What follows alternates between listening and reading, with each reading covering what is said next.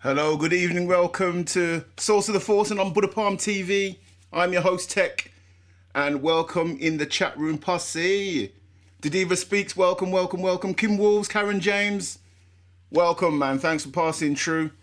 Today we've got another amazing guest, another beautiful guest. We have pricing strategist, business analyst, mentor, wicked dancer, all them thing there. She can't sing at all, but she's a beautiful person. she's in the green room laughing as we speak.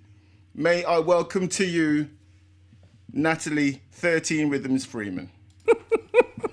What are you saying, sis?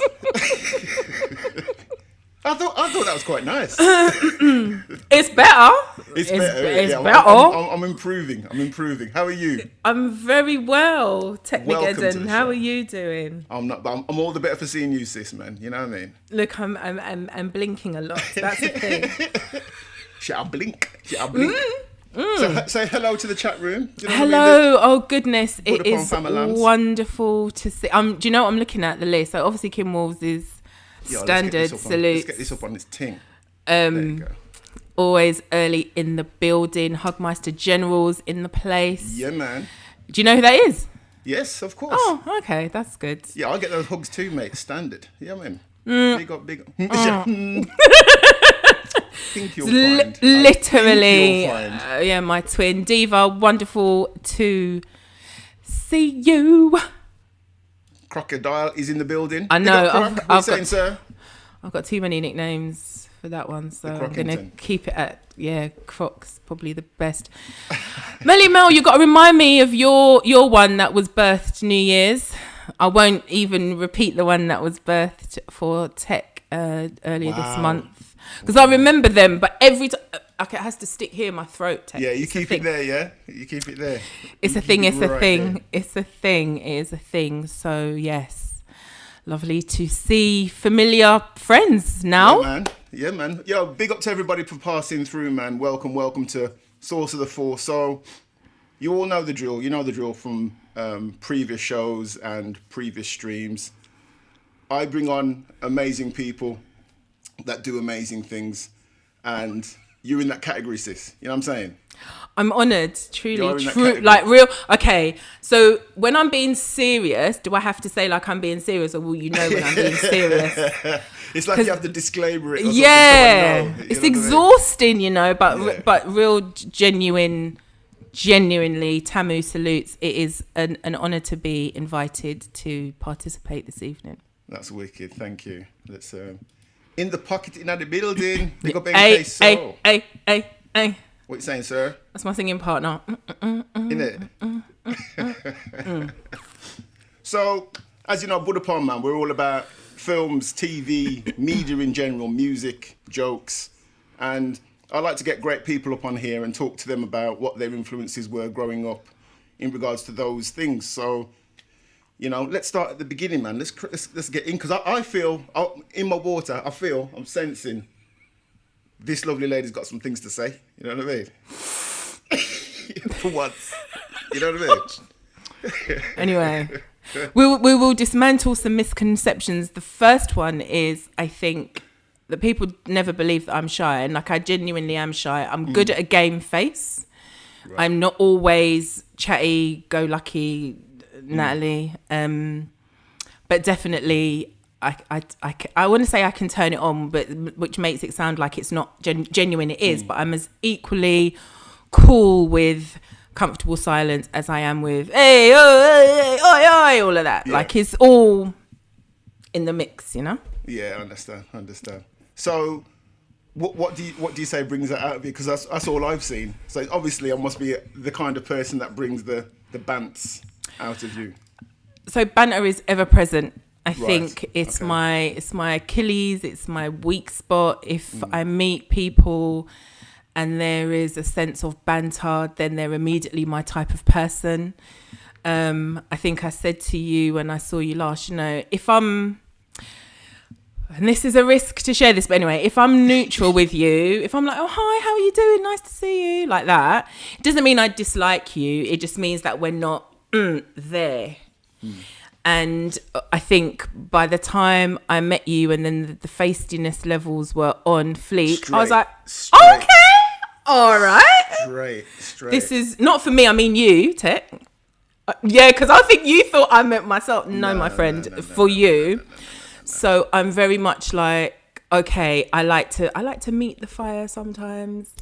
And so the idea of being able to laugh, I love laughing. My grandma used to say God loves laughter.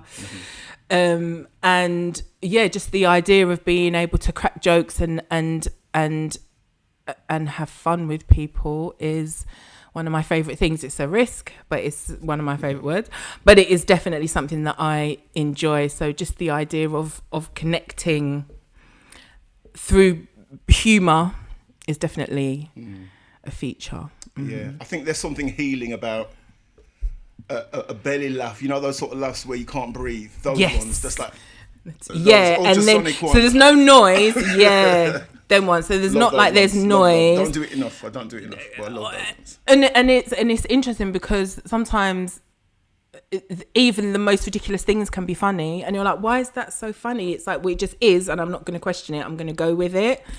But yeah, those ones where there's you're a science man. There you go. There? That one. You know.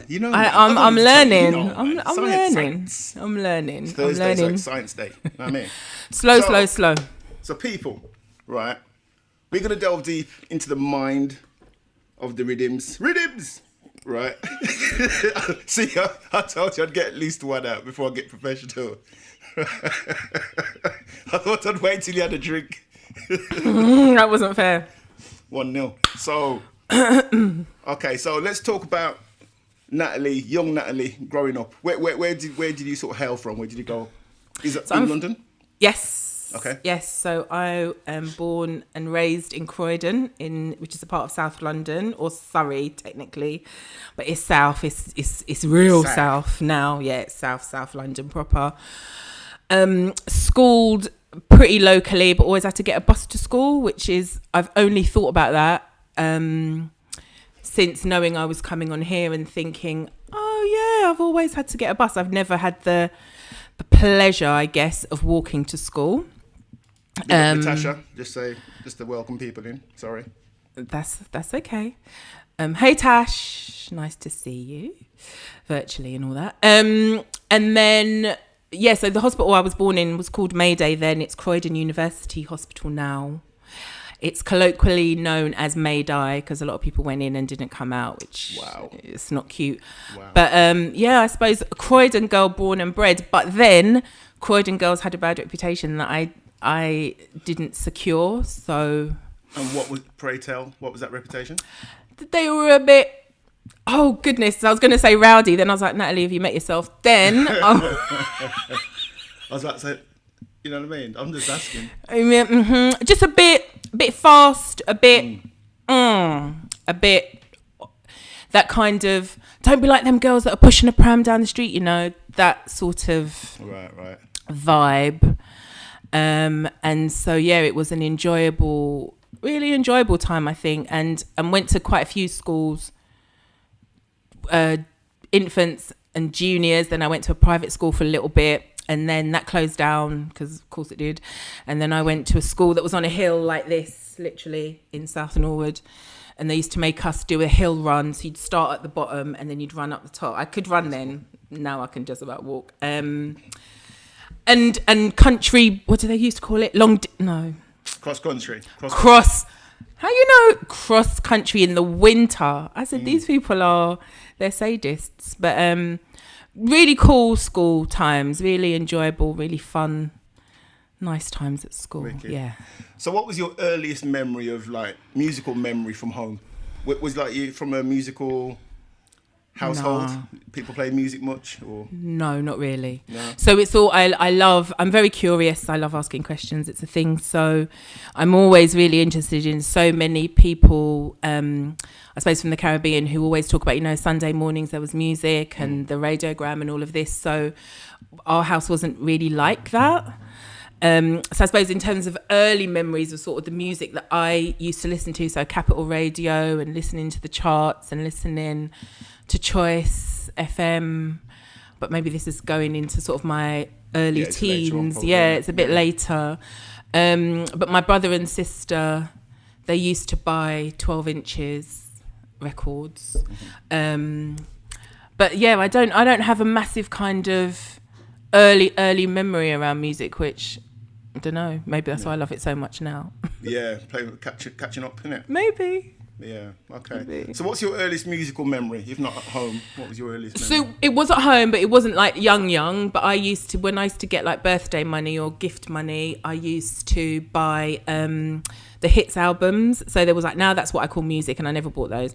But I used to buy, there was one called the Hits album, which wasn't as popular, but it was a double album, 12-inch. Mm-hmm.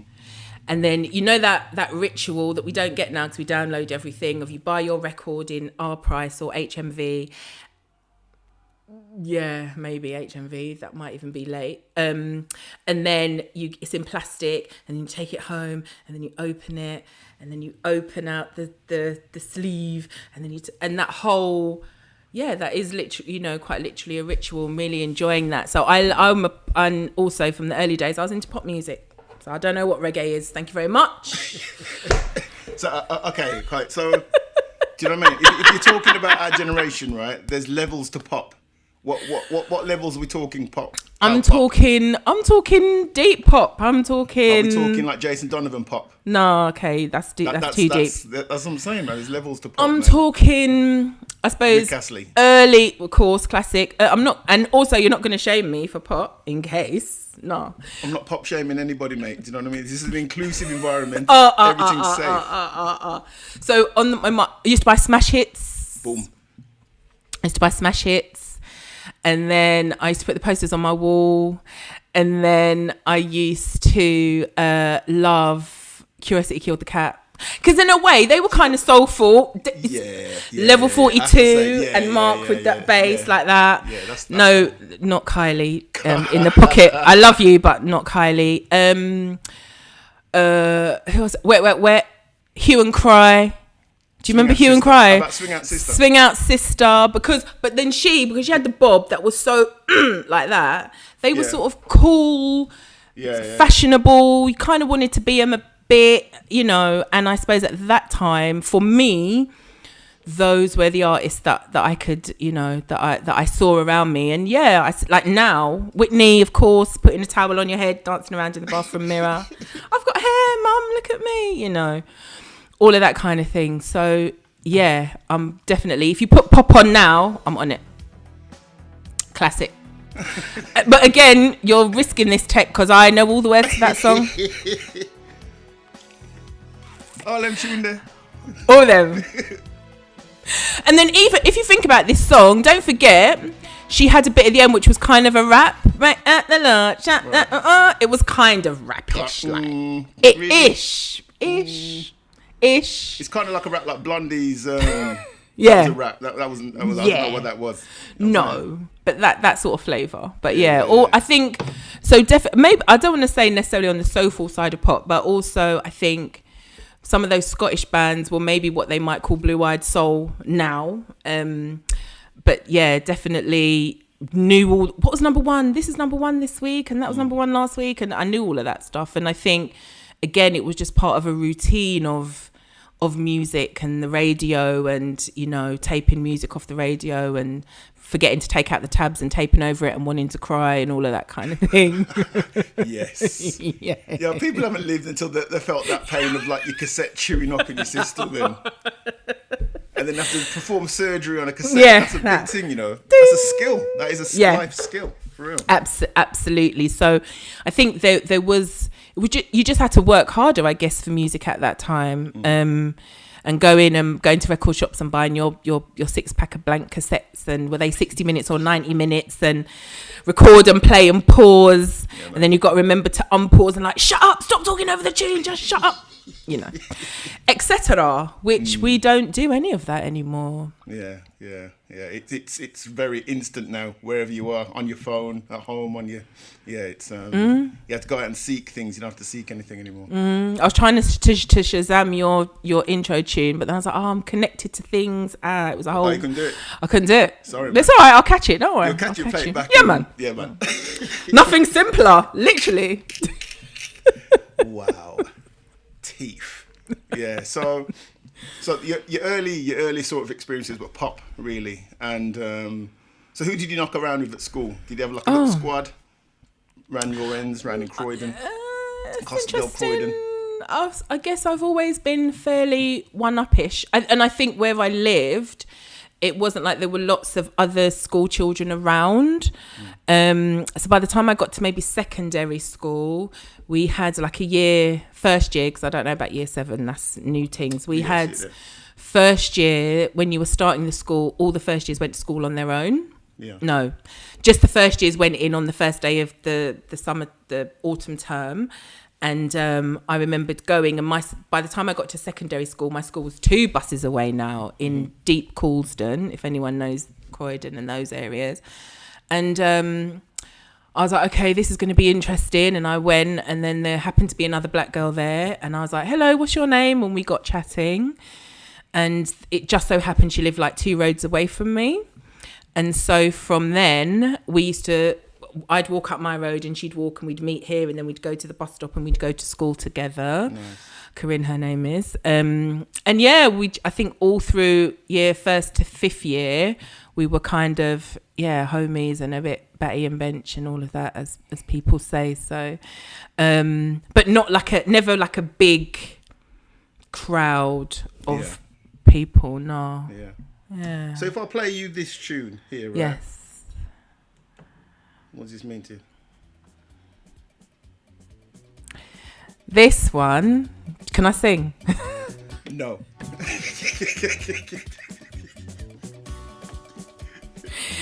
This idiot. This song, do I talk over it or do I wait for you to start? Okay. I'll bring it down, sorry. Go on. So for me, this song is house parties. It is plates of roti and curry at house parties on paper plates. They weren't plastic then. Yeah, it is plantain or plantain? Not so much then that I remember, no. And cook up rice. So my mum's Guyanese. My dad is from Barbados. So our house parties were like Guyanese and Bajan people in particular almost have quite close relationships. And I think the Caribbean community in general in Croydon was fairly close-ish. My mum was a nurse, so there were lots of other black nurses. And this song just reminds me of, I guess, aunties and uncles, people that knew me before I knew myself, sleeping on coats in house parties. Thinking this was a Caribbean song till probably 5 years ago, maybe 6. I would have bet big money that it was soca, innit? Obviously, you know. And I think that the fact that I learned very recently that it isn't is kind of part of the discovery process of music that I also really, really love. But I think the house parties thing, now looking back, I'm like, but Uncle so-and-so was dancing with Auntie such and such, but they're not married because he's married to someone else and she's married to someone else. And I think listening to the lyrics of songs, the one I like is Still in Love, which few people know. But listening to that as an adult, I'm like, that's scandalous. Slackness. Even Whitney Houston, some of her songs are they're man teeth, they're man teeth anthems straight up.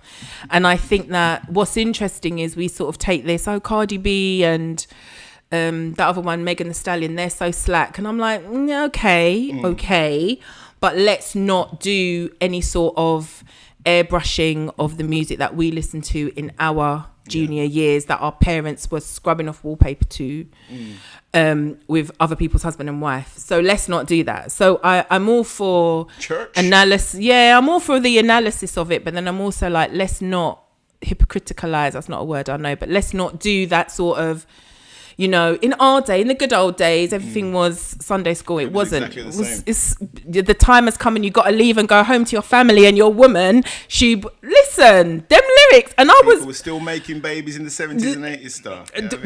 With other people's husbands. So let's not. So I just think that as an adult now, I listen to songs, I'm like, Natalie, really? Yeah. But if you put it on, I'm going to sing every single word. And not feel no way. When you watch certain TV programs or films from, I don't know, 20, 30 years back, and you go, I don't remember this bit, and I don't remember that bit of dialogue. It's the times have changed, or absolutely, we just looked at it in rose-tinted glasses. Maybe that's what it was. Also, we just didn't have the understanding of it as much. So it's like now looking back, when I think about songs, or I think about situations, or I think about parties, or exactly NK, like it's as an adult, when you look through eyes that have been battered and bruised a bit more, they're a bit more alert to life, that you then sing a song and you think, sorry, what was I singing to? What were they singing to? What was the you know? And music's always been like that. It's and you know, I think there's a lot of holier than thou kind of positions that people take sometimes, which I'm not a massive fan of. So yeah, a bit of honesty is always welcome, I think. Take that. So if I play you this, see if you recognise this. Yeah. Who's this bad man? The Don of Dons. The Don of Don Dons. Richard Whiteley. Don't know. So Channel 4, I remember when it started. That's old. And I remembered going home from school. No, I remembered hearing about this new channel coming. So we had BBC One, and I'm doing this because remember you had to get up and push the buttons on the TV. Yes, yeah. BBC and One. 6 of them. And half of them didn't work. Right. BBC One, press it in. BBC Two, and when you pressed in 2, then the one popped out. Remember them tellies? Yeah. All right. And ITV. Yeah. And then, oh my goodness, we're getting a new channel. And I remembered getting home from school, and on the day that channel started, which is 1980, I'm going to tell you. Do you know why?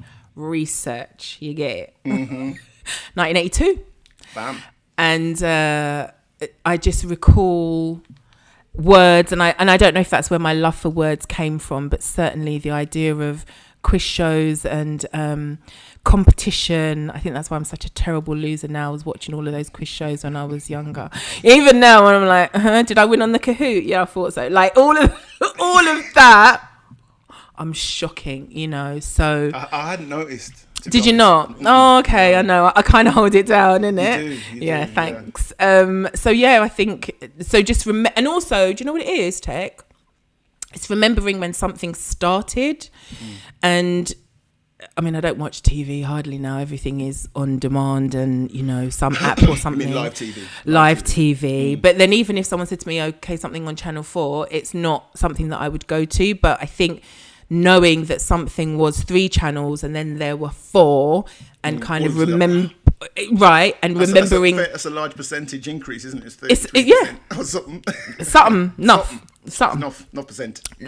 Holy science and maths. Quick maths. So yeah, that one. So I think it was more something that was momentous, and I don't know how much momentous things we have in life these days. Everything is now and urgent. I don't know. There you go. Like Mel in the chat here. We keep an eye on the chat. Mel saying Brookside. Remember in Brookside, First Land, how big a thing that was? Yes. And here's another series that was a big deal. Absolutely. No Problem was incredible programming. It was so relatable. And the idea that we could actually see black people I want to say regular. I nearly said normal. I don't mean normal. I mean just a regular family that were like people that looked like you, people that spoke like you, people that had lives like you, and so early on. And I don't know that maybe I haven't seen it, I've forgotten it. I don't know that we've had something that was that authentic. There's been other programs, but for something that early to do what it did and to have, I think that level of impact was incredible, actually. And again, it's something that I fondly remember. So not only was it the start of Channel 4, but then it was the start of bringing programs like this into our homes, into our front rooms, and the other thing I think about the TV shows was everybody got together to watch telly, same time, one room. Now my nephews and my niece, everyone's got a device. My nephews, they give me joke. They know their grandma, my mum's Wi-Fi password out of their head. I'm like, you lot are a lot, you boys. So everyone's got a device. Everyone's doing their own thing in their own space, watching their own thing. Yeah. And those days we used to congregate. I remember in our house, we didn't always have central heating. So we'd be in the box room around the Calagas heater and the telly, and we'd have the bars on and we'd watch TV. And we watched TV together, because if you weren't watching TV in that one room, it wasn't like there was somewhere else to go where there was some big entertainment. Like multiple TVs. You imagine? You were balling, mate. Right, So I think that sense. So watching a family whilst you were being a family, in itself was something that was, again, really a wonderful experience, I think, to go through at a young age. Yeah. So what year was that? Did he say, 82, did he say? When Channel 4 first kicked off? 1982, was when Channel 4 started. Yeah. Yeah. Jimmy Mills, welcome to Buddha Palm, bro. How you doing, mate? Hope you're all well. You and the family are well. Nice. Hi, Jim. Wicked. Yeah, so 82. So you were obviously like about 2 years old at that point, right? Correct. So, you were quite mature watching these sort of programs. So fair play. That's Thank impressive. you. Thank you so much. Real talk. So what at this sort of time were you still into like your pop music and that sort of stuff, or what? Still into pop. I think by the time I got into ragga, and it was ragga. It wasn't bashment. It was ragga. It was probably around my teens, early teens. Yeah. But then what was also interesting is I used to go to church. So I'm the baby of my family. My sister's 10 years older than me. My brother's 11 years older than me. And then there's me. And then so then my sister started going to church, this Pentecostal church in Battersea. Yeah. And then it was like, okay, let's give it a go. For no other reason than let's see what the social life is like. And it was great. Wow. It was, I know, I say that now. You went to church to see what man was there? No, I didn't say that. That's interesting. Is that what you're saying? No, that isn't what I'm saying. No, okay, no. That's okay. I'm just asking, you know.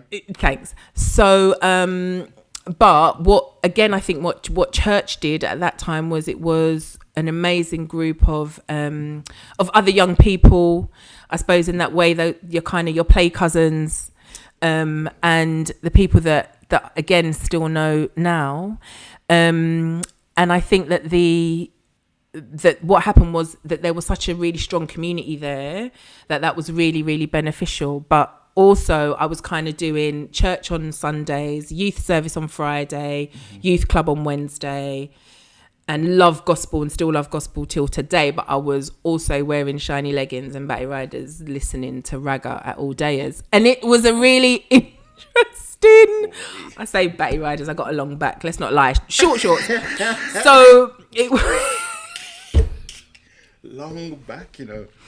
It's just what it is. So there was a real kind of interesting sort of dichotomy, I guess, that was for a lot of us who were churchy, that you kind of straddled this fence of like, yeah, going to church and listening and kind of believing, and then thinking, I don't know that quite makes sense, and then asking questions and not quite getting the answers, and then you sort of start to fall away a little bit.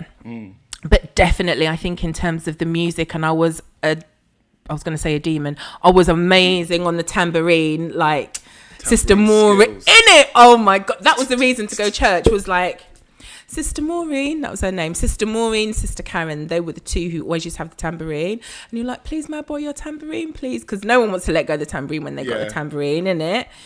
And just loving, you know, that whole, again, it's the ritual of music, and half of church was the praise and worship bit. I was like, I can do that bit, and then I'll go home for the preaching. That bit was just long, you know. I hear it. So at what age were you before you started to sort of transition out of the church? I was going to say the church game, the church life. The church life. I think by the time I was done with it, I was probably 15, 16. Because then when I got to college, now that's a whole new different set of people. And then those guys at college in the common room playing blackjack the proper way with the proper rules, they were talking about excuse me, you got to qualify that. What's the proper rules, the proper way? Okay, so proper blackjack rules: 8 you miss a go, 2 you pick up 2. Take the Winans off first while you're talking about blackjack. Oh, the Winans, we love them. We'll come back to the Winans. So proper rules of blackjack is the king, I think, reverses it or something, I can't remember. You put a 2 down, you pick up 2. You can't put a 2 on a jack, that's nonsense. Blackjack, you pick up 5. A red jack cancels it. 8 you miss a go. And some people say Queen's a slag and she can go on anything, but she doesn't. Have you never heard that rule? No. Oh yeah, what? Queen's a slag. Yeah, it's a thing. It's outrageous. That's a bit strong, isn't it? It is strong, but it's something to do with if you put down a queen, then you can put anything on top of her, but you can't. It has to be the same suit. And so then when I speak to people, I'm like, what are your blackjack rules? And then when they, depending on what they come with, then you know if they can come to your table or not. So right. Now, it's a most thing. of those make sense. People in the chat, does that make sense to you, blackjack wise? Yes, please.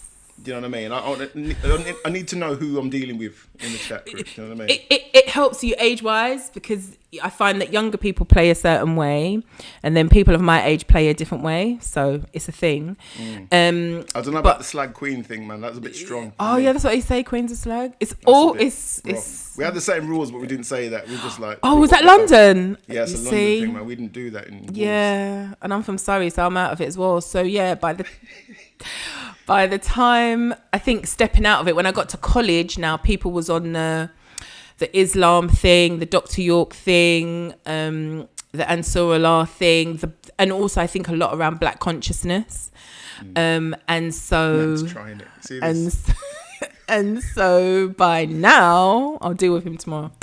By now, it was kind of, okay, so do you know there's other books in the Bible? No. Did you know there was this? Did you know there was that? And so lots of viewpoints were being challenged. Mm-hmm.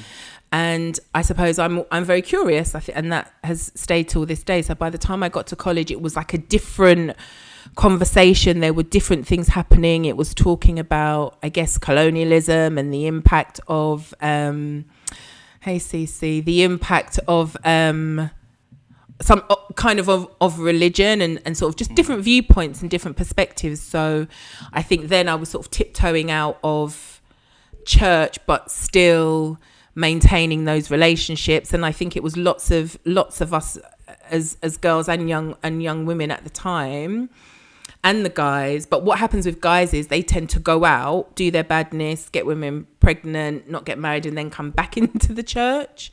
For women, if they sort of went down that road, it was much more of a stigma. So women tend, if they left church and they met a guy and they did very normal, regular things, you meet a guy, you start a family, you have a child, but because of that thing of not being married, it was viewed very, very strongly as a bad thing. So women often tended to go and sort of not look back. Yeah.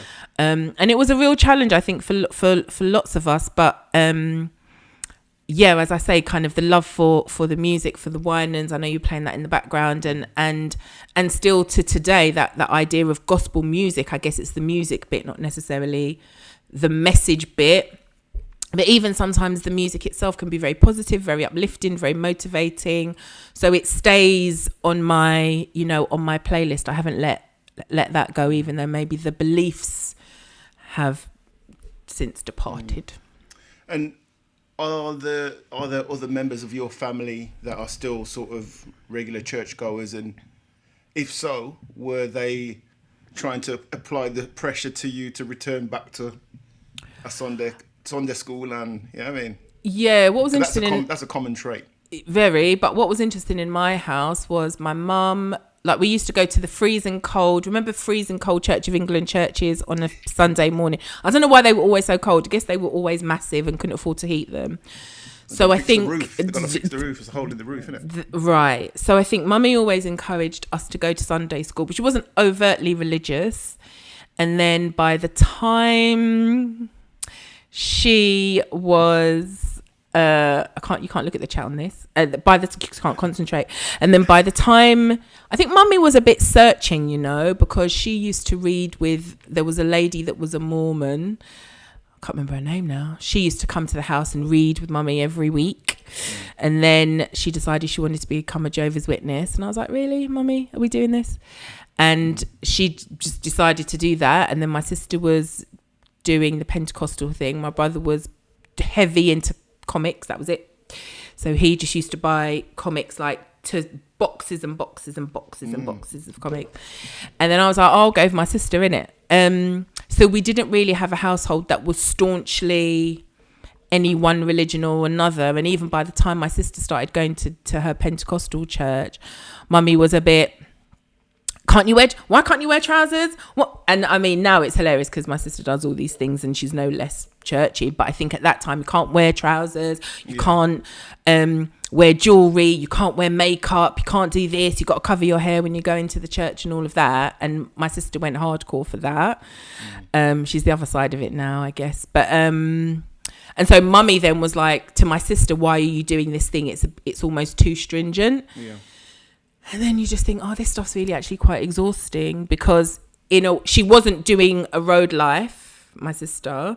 She was doing something that in the main would be viewed as positive, but then I guess there's levels to everything, and if something is that level of control, I suppose is how mummy saw it. She was kind of just waving a bit of a, but Samson's wife was beautiful and she was adorned, and so and David, and then you get the scriptures in the house.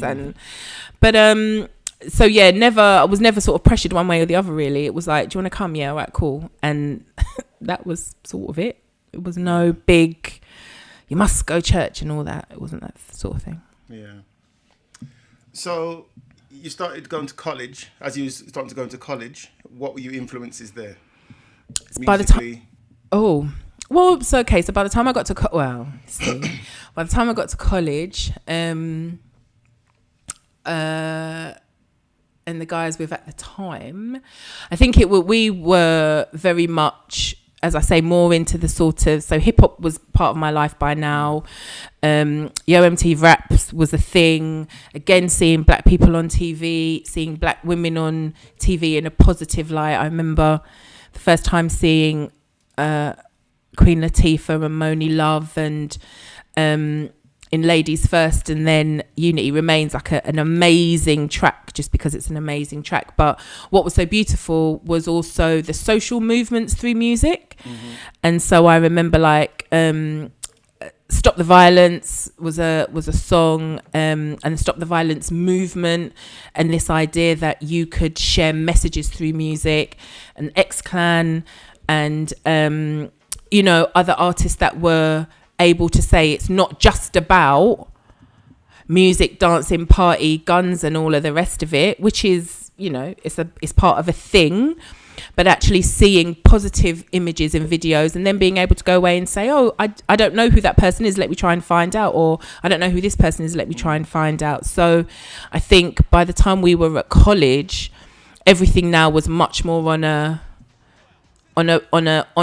pro black tip. But I think I had a head start on that, because when I was little, we used to go to a Saturday school, supplementary school.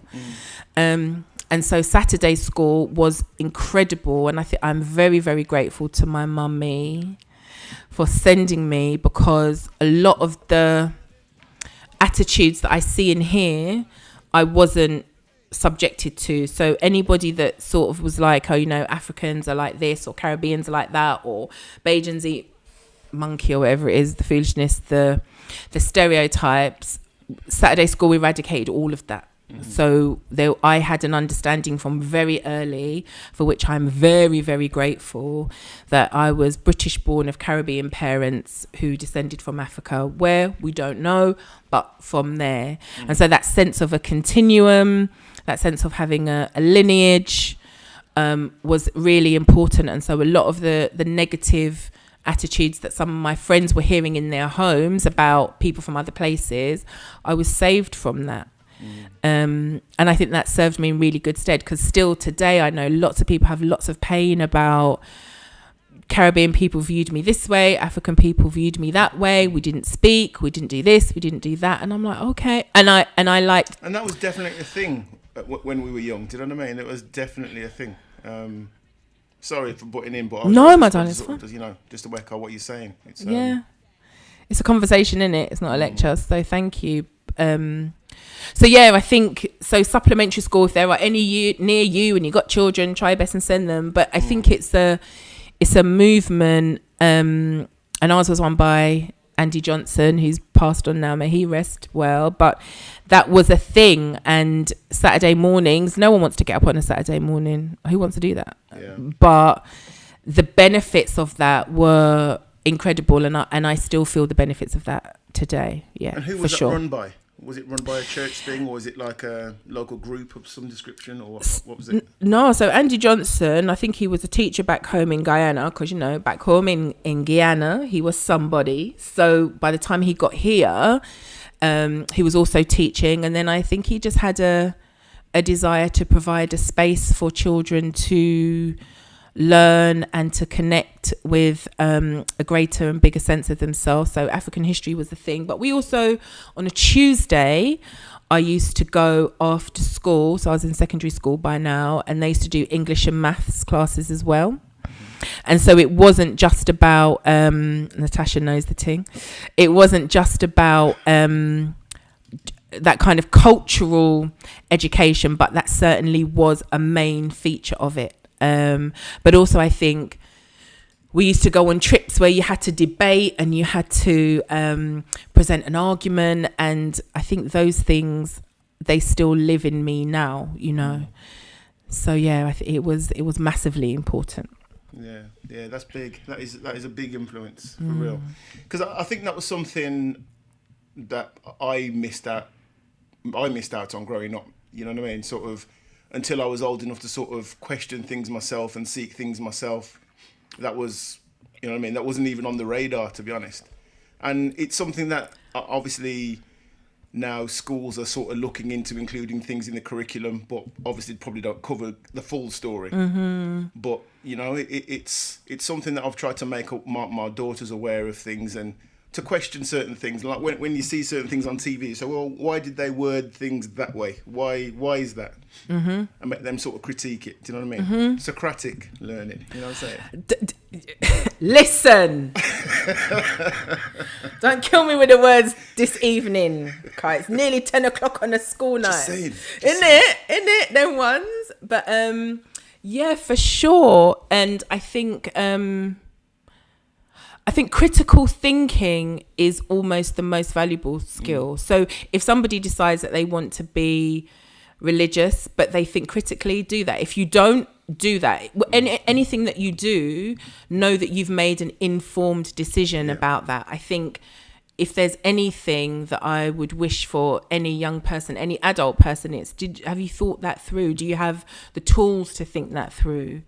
And definitely, for me, supplementary school just gave me that extra bolstering of, just a deeper connection to something beyond Croydon, really. And even if you think sometimes these adults and young people alike who are they're like, what part of London are you from? And then I'm like, and I like to say, I need that on a t-shirt, someone, anyone, anytime.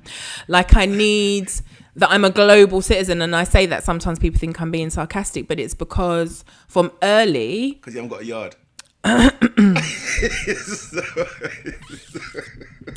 Sorry, I couldn't resist. I'm sorry. It's all right, Tech. Sorry, carry on. Imagine if I was going to get thrown. I'd be like, what is this? So I'm like I said, I'm grateful, and I think it's a loss when those places disappear out of our communities, because they provide so much, you know. And if I think about it, so church was one sort of compartment of a community, and Saturday school was another one that I had in addition to school and family and cousins and things like that, of which I don't have many here. My mum is the only one of her 3 siblings that was in the UK. My dad was the only of his siblings that was in the UK. So even that thing of, you've got cousins, didn't have that. So those other spaces were very, they were very, very important. And for Saturday school, most definitely very influential. So was that a common thing in and around London? Anybody in the chat, did anybody else? I saw that Natasha said that she'd been to sort of like a Saturday school, cultural school. Is that a common thing? Maybe we were just missing out in Wolves. Maybe I was just missing out in Wolves. Maybe it was you, but it'll be interesting to know, because I don't know if those things were kind of very London-centric or if they were in pockets of other communities. I suspect they're in pockets of other communities, to be honest. So, I think so. Yeah. But and I think because the one who ran ours was Guyanese, and then you find the Guyanese people tend to know the other Guyanese people, so I think for sure it's something that was quite commonplace.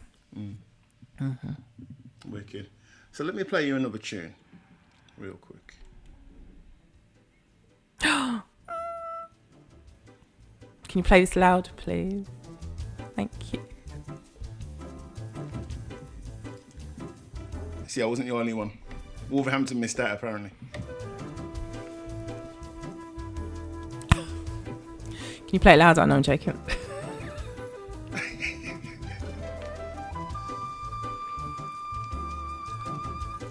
feel like I need like a turtleneck or something, you know what I mean?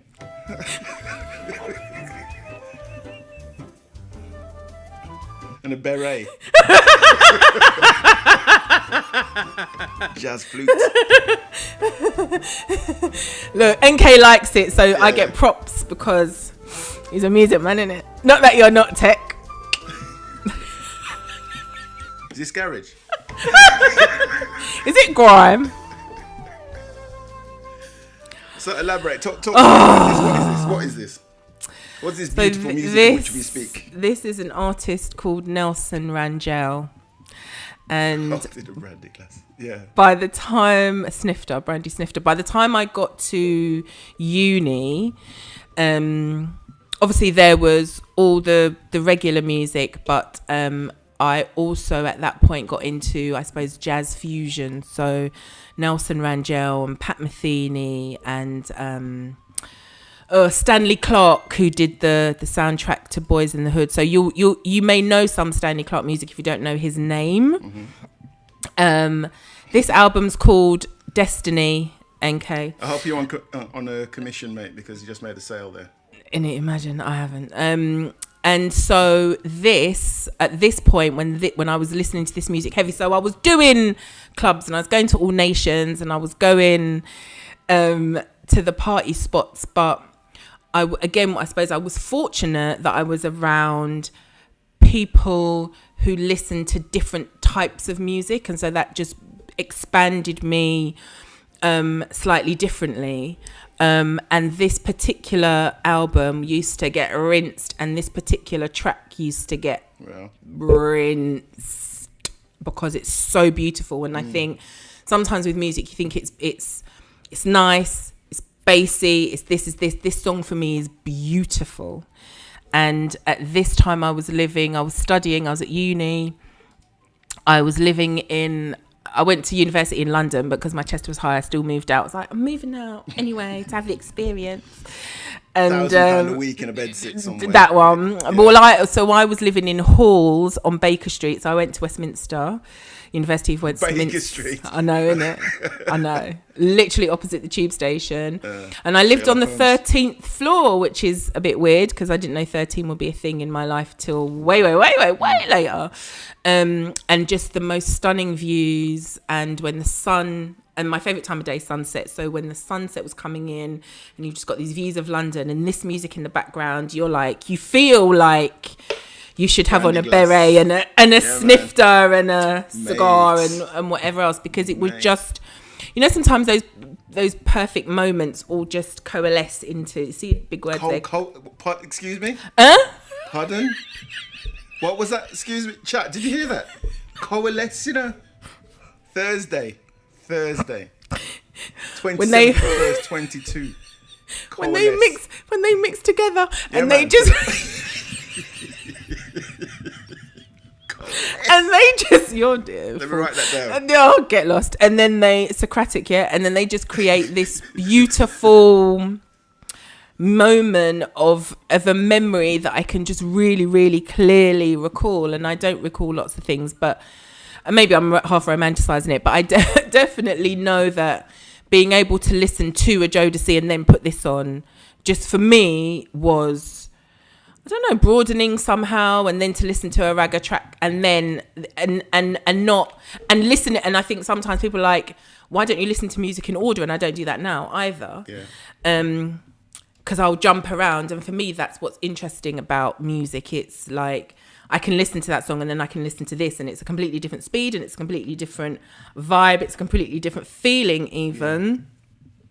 But sitting in one genre just because I'm like, this me in my own house with my own phone in my own headphones, why would I need to do that? So exactly. I think that sort of jazzy, instrumentally beautiful sounds were something I was introduced when I was at uni, and still enjoy finding little plinky plonky versions of that now. Mm-hmm. So I'm going to rewind a little bit, because there was a person that I believe that you respected greatly, that you mentioned to me previously. So who's this guy? Bad man. I want a bogle. Listen, in it. Press it again. Edward. Yeah, that. So Edward Woodward, because you had to say it like that as well. In it in schools. I was like, first of all, let's start with the music. Look at the trench. See the trench though. Bam. Listen. Okay. First of all, it was the theme tune. And the theme tune sort of felt like it went on for entirely too long. But the theme tune, then the man was just coming out of the shadows. And then do you remember there was a woman, she was running and then she kind of stops and walks back. I don't know if you remember the credits. I remember the credits, clean. Then he was English in New York. And that's a whole Sting song. Yeah. And then he was just English, but calm, but deadly, but calm, but smooth, but I was like, listen, yeah. With a jag. Right. Yeah, man. And so about it, mate. He was about it. So it was kind of like these sorts of programs and having those kinds, almost, those sorts of characters that were mysterious. I think now maybe not in everything in TV, but now in TV there's we didn't know anything about him, I don't think, that I remember. He was just solving crime in New York because he was bad. He was straight bad, man. There was no reason. You didn't ask any reason backstory. So who's he going to mash up today? All right, cool. Yeah. It was like, tune in, find out. There was, who his family was, where he come from. We had no clue. We just knew that he was about his mission. And I think that programs like that were really enjoyable. I used to love Equalizer. I used to love Kit, where are you? Man, he's talked to his watch, which we do now, innit? Yeah, Knight Rider. Yeah, man. And I'm like, I want to call it Kit, but I know that's not what it's called. But Knight Rider, Airwolf, them. You're about to sing, man. I know. What about this one? That's my mummy's favourite. So mummy worked part-time, so she's finished work at 3. By the time she walked in, it was 3:20. And then this was on loud downstairs. So by now, we've moved to the Caligas from upstairs downstairs. Wow. And the TV's downstairs. And then I can, think of the theme tune. I don't know if this was the first Australian soap opera that we had in England, but definitely it was one of the early ones. Yeah, I think I can't think of anything before it. Was Prisoner Cell Block H before this or around this? That was pretty old.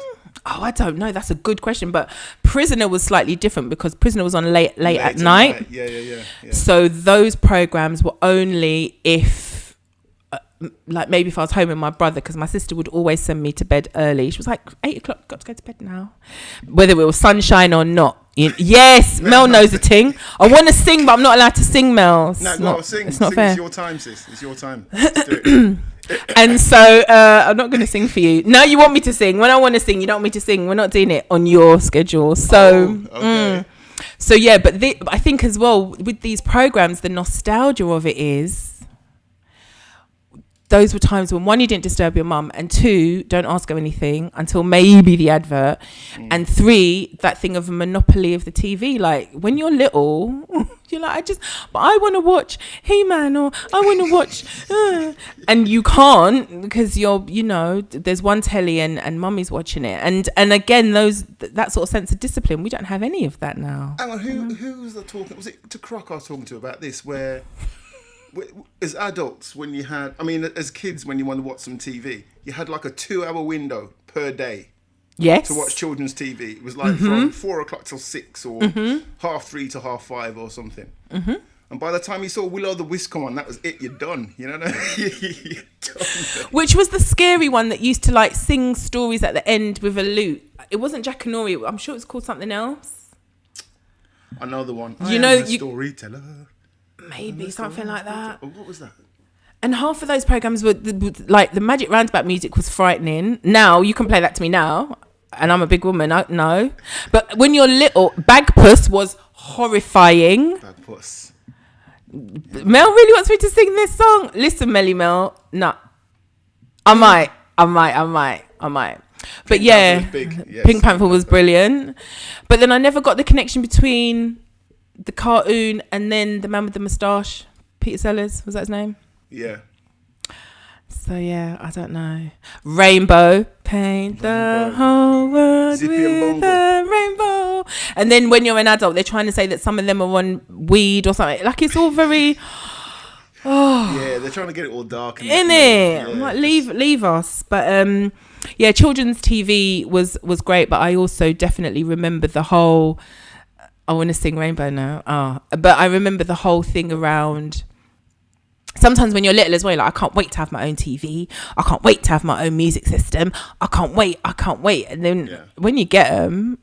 I like Wurzel Gummidge myself, but by the time you get them, you're like, is this what I was waiting for bills and responsibility? This ain't it. So yeah, this is all very rose tinted looking back now, but I appreciate the opportunity to do that. It's nice. We don't remember things often enough, I don't think. It is funny how little choice we had, but that was absolutely fine. You had 3 channels, then 4. And whatever was on, that's it. There wasn't a choice unless you had a Betamax or your VHS to watch something on when you wanted to watch it. Otherwise, you just got to watch what's on. Or go outside. You know what I mean? That's it. Seriously, that's it. And I think by the time my mum had remarried and we got cable, but Uncle Lloyd, I called him. By the time we had cable, it was to watch cricket.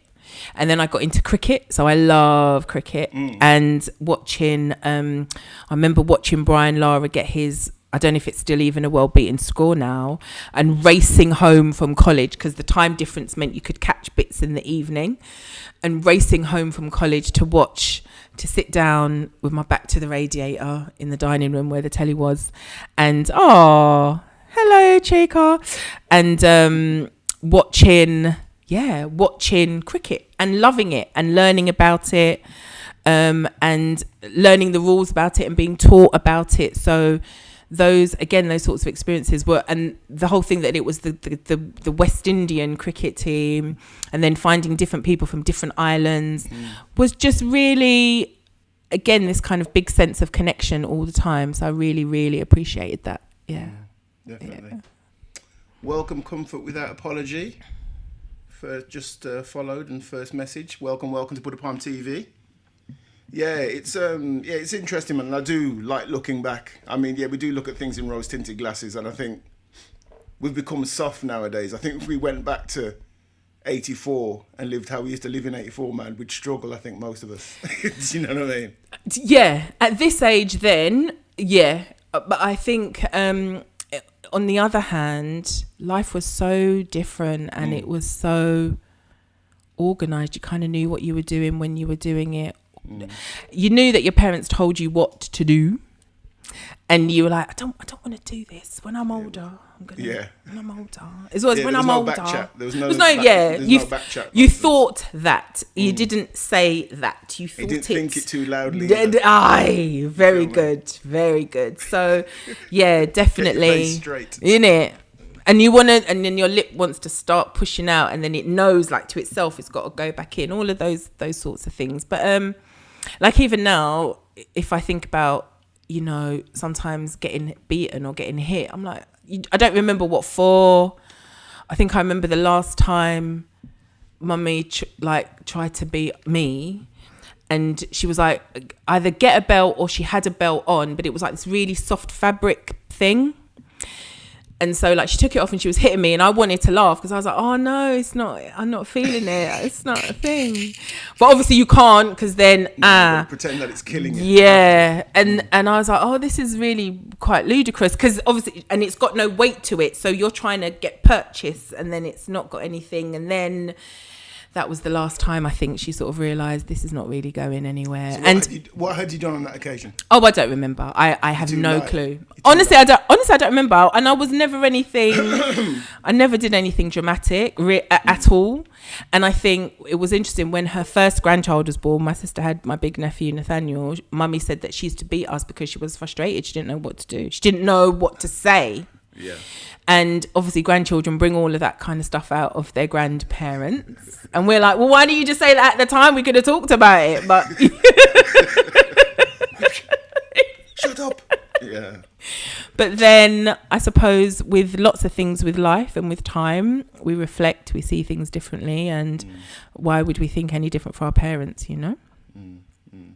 It's interesting how times change, man. It's interesting. I remember I was talking about this at school. I mean, was it?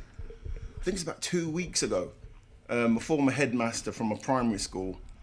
He was the first Asian headmaster in the country.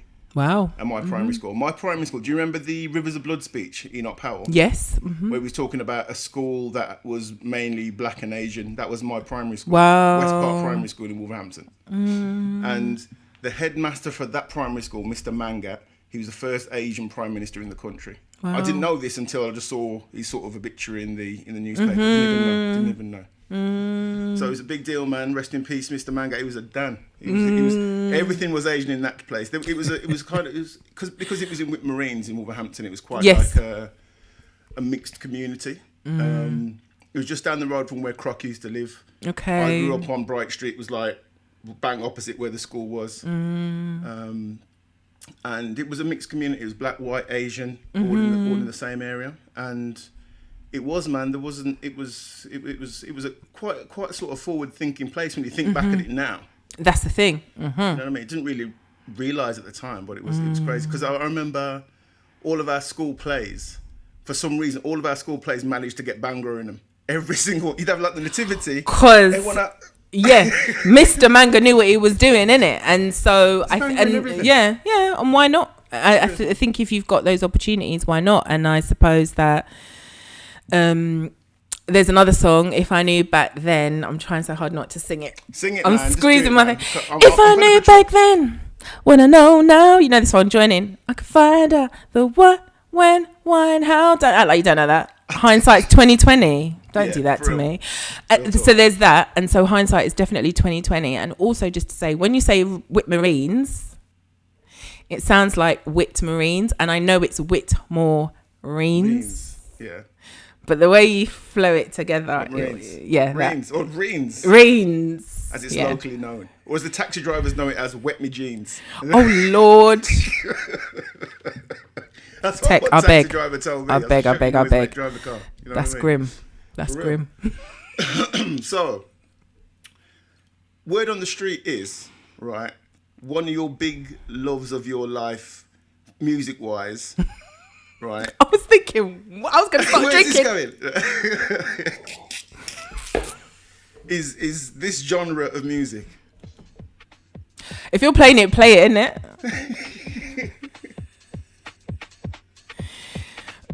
If you're playing it. I'm just trying to stop my shoulders. Just Melly Mel knows. Shoulders, man. Make the move, mate. Chica knows. UKG, listen, yeah. Okay, let's just listen. Let's just appreciate the level. All right.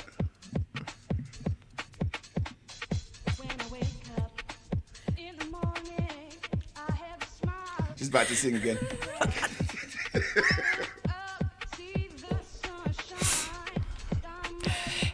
This song reminds me of like riding a horse.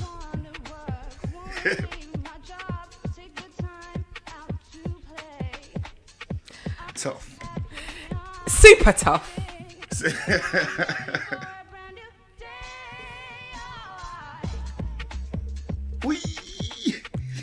Innit? The moments where you're like, listen, 1 1 1 1 1 1 1 1 1 1 1 1 1 1. It's too low. Woo, yeah. You can hardly hear it. That's better.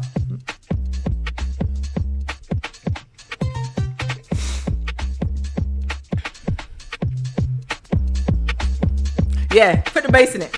How's that? Hey, hey, hey. So it was raving out there. Is that bass to your liking, madam? Listen, it's tasty, mate. Tasty. It's tasty. Wheel it. Them ones. Listen, UKG is my heart. And I had noticed, you know. The thing is, I think that it turned into a rave. 1 1 1 1 1 1 1 1 1 1 1. I think so UK Garage, was I in uni? I was probably in uni. No, I was working. I was big with them by the time that was a thing. Coliseum on a Sunday in Vauxhall was like a foundational spot for UK Garage and dance music, but the Sunday nights if you worked on Sundays, maybe I was doing retail management then. And so you work on a Saturday, you might work on a Sunday, you go home, you turn around, you shower, dress, change in on the bus and the train. When I was balling, you get a cab. And then you used to go and rave it out solid, hard. And then Monday morning, for people like me and others, we was going work. Maybe the man then we was standing up, shotting in the place. Thank you very much, Melly Mel. Forward it, come soon, anytime you're ready, Finn. G-Drive, yeah, G-Drive. G-Drive. Yeah, so by the time then on Monday morning, he was going, well, like, hi, morning. Yeah, I'll be in the office. Like that. Yeah, I'll be in the office. Do you need me on the shop floor? All right, cool. And one eye's closed and your voice is hoarse and you've been oi-oing it all night and you go to bed when you're, okay. Ladies, if this relates to you, you got a pain in your stomach because your feet were burning you so much from dancing in the shoes. Them levels of pain are levels of pain. But you didn't stop. You raved hard and, had a really, really good time. And again, I think like we're talking about, flipping the start of Channel 4, UKG was a thing that I saw birthed, and it was British. It was guys who were talking, well, not like me because I'm a little bit more clipped, but it was London voices on music that made sense to me, that was interesting. It was drums and it was bass, and so that's always my heart. That's the foundation of so much music that I love anyway. So by the time I was thinking, what's this, and then hold on, what? And it was just yeah. Before you knew it, two twos. All right then. Yeah, drop foot hard. And specifically, excuse me, specifically going to places to hear it. Buying at that time, it was CDs now, so we've come off the vinyl, now we're on CDs and all the compilations, pure garage this, the pure essentials of this, that.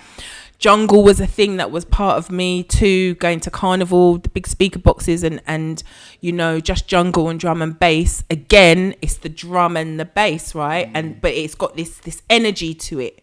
It's the vibe, it's the energy, it's the losing myself, I think, on a dance floor. And it's really easy to be hyper conscious of other people, who's looking at me. Am I doing it right? I can't really dance. I like a bubble in it, but the ability to shut my eyes and to skank to tunes where everybody else is skanking to tunes is something that I adore.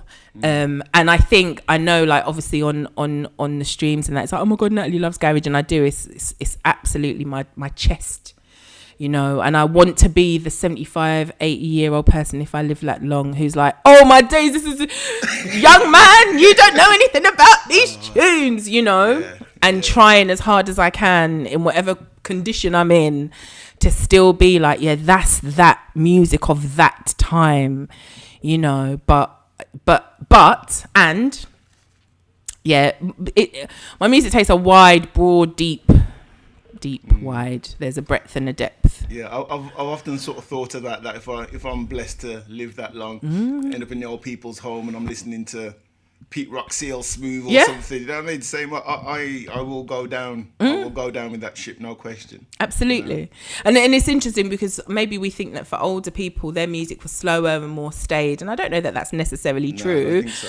But if someone plays Jump Around and a room gets hype, you got to think, well, at 70, is that going to be appropriate? It's like, but the memory of the music and the feeling is going to be the same. Your body might not be able to respond in the same way, but I think the memories that are connected to these sounds, I don't think that goes anywhere. And in a lot of ways, that's kind of what I really appreciate, because what I want is to have those memories that are connected to music, Yeah.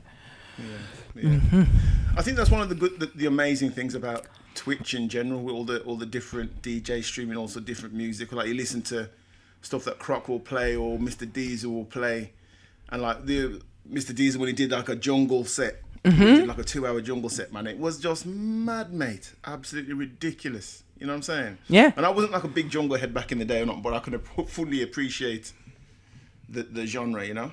But, yeah, and I always I kind of make a joke about give me 5 good Lovers Rock ones and then move it on because but really I think it's, as I was saying earlier, that thing about having a mixed approach to music is something that I really appreciate. And I think when a DJ knows what they're doing, how they're juggling, then they also can make it come alive, because then there's there's lots of these streams where I'm like, oh God, what is this? Stop talking, I want to Shazam. And Shazam's not Shazamming.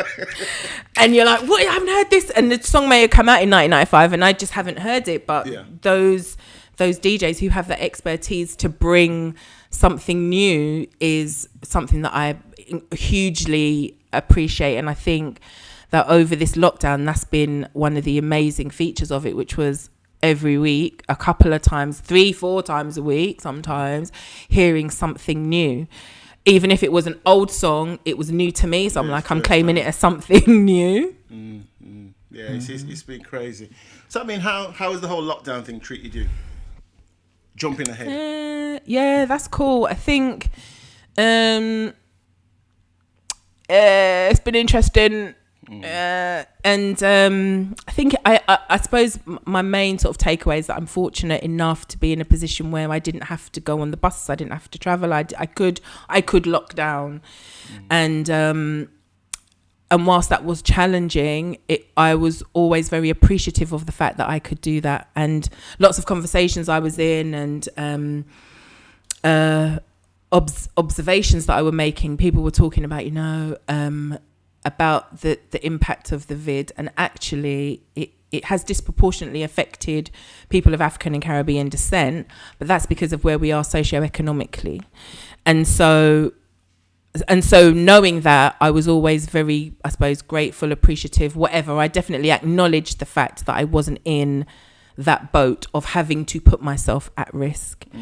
I moved twice during the vid because I literally needed a different window. And again, I suppose just because of maybe how my life is, I'm able to do that, or was able to do that. Certainly having literally a different vista, a different view, a different perspective was something that was hugely important. And then I was able to just be like, all right, later, Croydon, I'm going east. And that's what east. I did. Yeah. Sometimes just a change of scenery makes a big difference. Do you know what I mean? Huge. Just, create some more flavours to put in the pot in it. That one. What me say? Yeah, so let me show you a little vid. Yes. I'll see if this can get this to work, man, because I'm not sure. Let's have a look. Hey! Turn it up loud, innit? Hold on, man. Come on with your dancing. Mate, I won't dance yet until I get it working, mate. Do you know what I mean? Not sure if I can get it working. Shame. Ooh, there you go. Oh.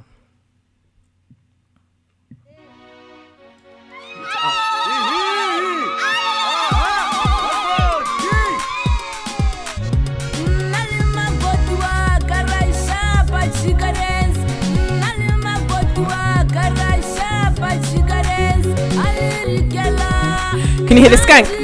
Yeah, man.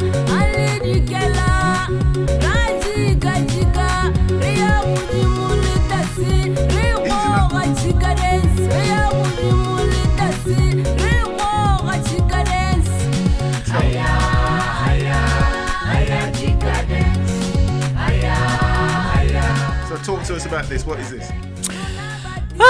So this is... If you want me to talk, you got to turn it down. I can't. I literally can't. Sorry. Yeah, I'll stop it. I'm like, you want me to talk over them level of jams? Not a chance. Not a chance. So that is the Africa part of Natalie. So that particular song is from Botswana, and it's an artist called Sharma Girl, and it is a bop and a skank. for your nerves. And anyway, and I heard that on the bus in 2015. So in 2015, the contract I was on at the job that I had at the time had come to an end. No, it hadn't. They were restructuring, and I at that point was working at a university and had set up their enterprise service for their students and graduates, and loved that role. Like, worked millions of hours and had an amazing time sort of setting up everything from scratch. And then, because institutions are stupid, sometimes they restructured, and they told me, they had a consultant called Ray Lamb, and he said, well, there's this massive spreadsheet of all the jobs that you could go for, and they were in all these funny teams. I was like, I don't want to work in any of those teams. And I was told by the sort of woman who was leading it, she was a pro vice chancellor at that point, you're welcome to apply for the student enterprise coordinator role. And I was like, why am I going to apply for the job that I used to line manage? I'm not an idiot. And I just remembered sitting and thinking, okay, well, this is going to be interesting. And when I met with Ray Lamb, so he was supposed to sort of talk you through, your post is redundant, and now you've got to apply for a different one. And I was like, yeah, I'm not interested in any of these, Ray. I have more trust in my skills than to do a job that I don't want to do. And then we just had a conversation. It was really nice, because it was obviously we weren't going to get anywhere with this long spreadsheet, so he kind of folded it back up, and then we sat and we chatted, and I asked him loads of questions, and he answered them, because, you know, that's what I do. So this is very weird, Tech. You've done well to get me to answer all of these questions this evening.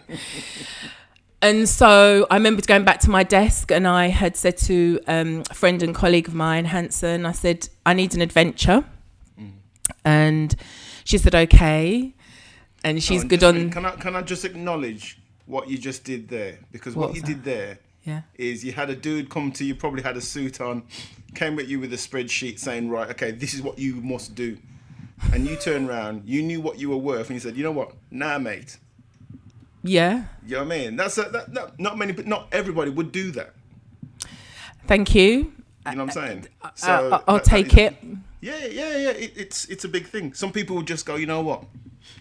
Rather than face the uncertainty, they just take the shit and moan about it, and you know. So yeah, and I don't take that lightly. So definitely, I do appreciate that. But I also know that what's interesting about life is decisions, isn't it? So on the one hand, if I always saw children as part of a family, and you know, being married and then you have children, not, you know, just having children. So the fact that I didn't have them meant I was able to make choices that other people wouldn't be able to make. So I definitely take on board your comment, Tech, and I appreciate it. I suppose I'm just saying I acknowledge that that some of my choices were... You had that flexibility because I had, take them. For sure. Yeah. But you're right. Other people would have been like, okay, fit me into a square peg in a round hole. I was like, yeah, not ever going to be that.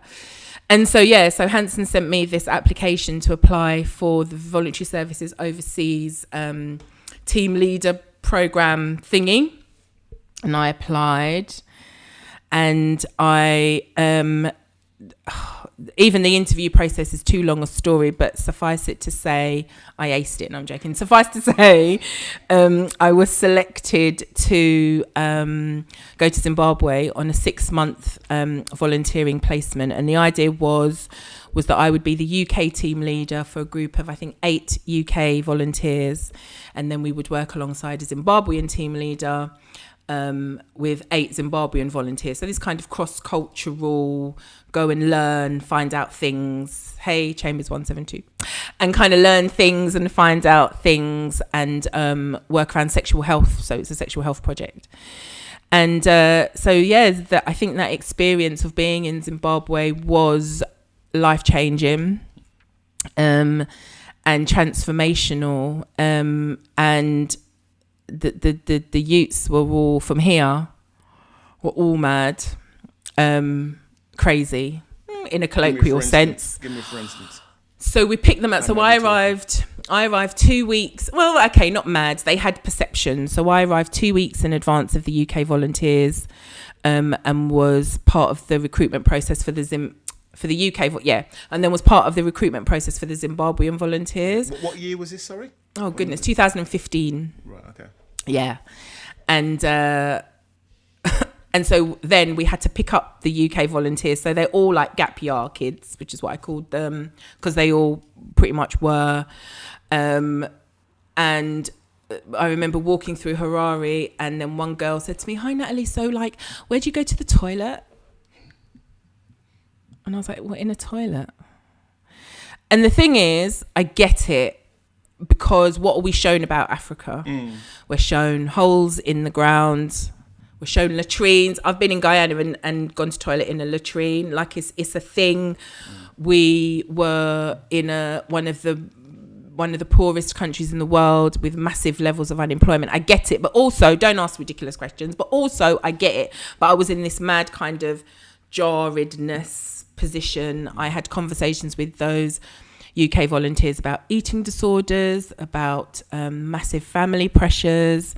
The one girl was this big. And she was like, "Oh, Natalie, you know, my mum, she's seeing my pictures." Because they were eating well. They were happy. Yeah. They were doing things that they enjoyed. They weren't around their family and the pressures. And she was like, "Oh, you know, my mum's keeps telling me that I look fat." And I'm looking at this girl like, "Well, where?" And then I thought, I can't imagine being from a family that puts that level of pressure on her looks, you know. And I saw the UK volunteers, obviously in particular, they kind of thawed, and as they were getting back time to go home, they kind of froze again. I had conversations. Oh, that was a time, Tech. One day you'll take me to dinner, we'll talk about it. It was a time, lunch, whatever. It was a time I had them all do some kind of ambush one day. So that we were on 3 different placements, and a hospital, a clinic, and a charity. And then one day, one of the teams weren't where they were supposed to be. They'd gone to a place incidentally called Crocodile Motel, where there was a pool and a bar. So they'd left their placement. We got a phone call saying, "Why are your volunteers at Crocodile? They're supposed to be on their placement." So my team leader equivalent, his name is Forget. So he and I were like... It's called Forget? Yeah. Wow. Okay. So he's Forget. He's got a brother called Fortunate, and some other names, can't remember. And so we now, as the team leaders, it's kind of a stress on us, because our people are supposed to be where they're supposed to be, right? So now we've called everyone on their mobile. So can you all come back to the office? And then when everyone came back to the office, well, why? What's the beef, Natalie? What's the problem? And then the next day, we didn't go to placement. We had like a big team debrief, and they were like, "Well, Natalie's always trying to tell us what to do." And Chika might remember this because I posted about it on Facebook. And Natalie, she's always trying to, and Natalie thinks she's Zimbabwean. That was a big thing. And Natalie. And then I just remembered sitting in the room that we were all in and looking out the front door. So the front door was open, and looking into the car park and looking beyond into the road. And this was April. And I remember, and I was meant to be there it was March till August. And I was thinking, oh, wow, I'm clearly going home early because these youths want to try and send me mad and I'm not in it.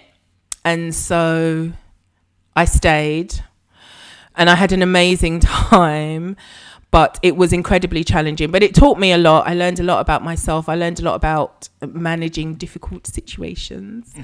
And I think I was fortunate that at that time that some of the other volunteers were like, I found her to be really helpful. She's listened to me a lot. She's been very supportive. And I couldn't say it. I couldn't speak out for myself for whatever reason. And I didn't think it was appropriate. So I was like, if the group decides that I'm not positively impacting this thing, then I'm going to go. But others kind of spoke up for me, and it was a whole thing. And I just remember thinking, goodness. And also, most of the UK volunteers were white, and we had other occasions when there was a black old people's home and a white old people's home, and the people from the white old people's home, I said that in Africa, there's separate old people's homes, and then the white old people's home staff saw the white volunteers with us. We were doing like an outreach day. And then they approached the white volunteers and said, "Oh, we'd like you to come to our grounds, and we'd like to have a party with you, but don't tell the Zimbabwean volunteers." And I think there's one black person from the UK. There was actually two of us, but I was passing by then, clearly. She was like, "There's, I think, one black volunteer. She can come, but don't let any of the others come." Wow. Natalie. That one's all right. Yeah. Mm-hmm. Natalie. Oh my God, they've just and I said, "Why are you surprised?" Because I was calm. I was thinking, do you think that racism is a surprise to me, Africa or not? I was like, no, it's absolutely a thing. Natalie, oh my God, I can't believe it. Blah, blah, blah. I said, okay, we'll talk about it on Monday. And we thought that was a Saturday kind of afternoon outreachy event that we were doing, and we debriefed it. And obviously the Zimbabwean guys were like, yeah, we know this absolutely happens all the time. And the English ones were either, and then one guy, Adam, his name is, he was like, well, I don't see why it's a problem really. If we wanted to go, we should have been able to go. I said, no one went to. And I think some of them did, actually, thinking about it, because Sunday was their free day. But it was, yeah, so a fascinating time, stories for days, journals, probably about 2 of them just filled up with, I can't believe this happened today. And also, I can't believe this happened today. And so many amazingly joyous moments too, you know? Yeah. So what were your take homes coming back from there? What did you bring back with you? I was skinny, so there was that. That was nice. I'd walked a lot. And also, I think in terms of work, the project sort of inspired me to then set up my own project, which I did in 2018. I took two programs across to Zim on my own steam, Re13 Global. So I think what I learned was, if people are going to do this sort of development work, they need to have a really strong socio-economic understanding of the place that they're going to. Because it's all too easy to get surprised at, oh my God, there's a black old people's home and a white old people's home. I'm like, this country was independent in 1980. I was already born. This is not somewhere that had, independence from the 50s or the 60s, like even lots of places in the Caribbean or other countries in Africa. Like, it was late. And so it was important for me to also connect the dots with sexual health isn't just a please wear a condom conversation. It's actually, for women to make that request, you have to have an economic basis upon which to make that decision. So if I'm asking my husband to practice safe sex with me, the risks are, if he says no, I then am at his whim, because I don't have the means. I don't work. I don't have the means to buy school shoes or pay school fees or whatever it is. And so I quickly learned that sexual health decisions were economic decisions, were social decisions, that they weren't just about, please do this or please don't do that. And so I just decided, okay, how am I going to put my brain and put my efforts to this activity? And so I just decided to fundraise, and I worked in partnership with a Zimbabwean organisation to run an enterprise project there in 2018, and ran fundraising events with One Nation, ran them with Got Soul, and found that lots of people were incredibly generous if you ask them for what you need. So I think that was kind of one of the massivest, that's not a word either, takeaways. It is now. It's a word for tonight. It's a word for tonight, yeah. So I think, if you ask, it shall be given unto you. But also, I think, there's something about finding your passion and walking in your purpose. And I think that was definitely a part of that whole thing. Yeah. So coming back to England and coming back to the UK, what now? What happens? I think, do you mean then, or do you mean now, like now, from today looking forward? Well, from then. Oh, goodness. So 31st of August, 2015, I got back to Heathrow. It might have been raining. I might make that up because it's a more romantic story if it was raining, innit? Yeah. Windy. And windy, innit? All of that. And I remembered getting on the tube and I was like, God, I haven't been on the tube in 6 months. And I haven't done this for 6 months. And I haven't seen white people really for 6 months, which is all very interesting. And then I just decided, okay, if I get the opportunity to go back, then if I get a job, then I'll go back. And I did get a job and I did go back. And I think in 2015, I had met someone that Kuda, his name is, and he's very important still. And I think he'd lived in England, so I didn't have that sort of, he wants a passport thing. And I was always in my head, I think from early years, like I was talking about Saturday school, in my mind, I was like, I could very easily just go and live in Africa and be, a little wife, and be a wife and sort of settle and to do my thing there. So by the time I came back, I was already planning when I was, jetting back across again.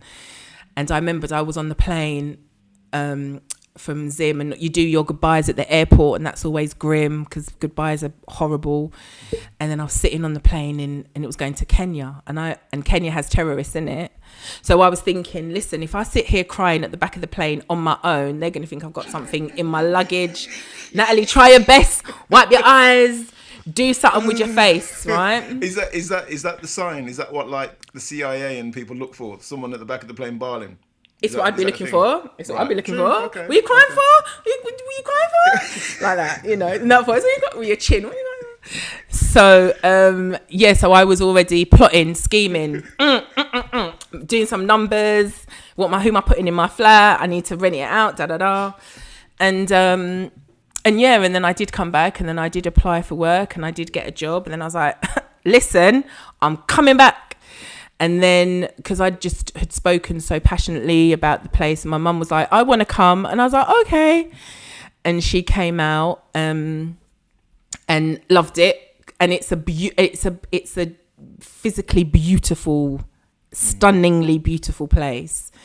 And it is, and the people, not like they're poor, but they're happy. It's not that at all. But very welcoming. I think the whole thing around elders was important. So they'd met me. And so then by the time they were like, oh my God, I'm meeting Natalie's mum, like it was a thing. And so she was really nicely looked after. We flew out on Christmas Day that year, 2015, arrived on Boxing Day, because you got to spend your whole life in the air when you're going to some of these countries. And just, again, had a wonderful time. I think the challenge was that in my mind, I wanted to do different things that were then kind of stifled slightly because sort of we took mummy to all the places I'd already been to. But, it's your mum, innit? So you take her. And then came back and then was like, I want to do a thing. I want to do a project. I want to do a thing.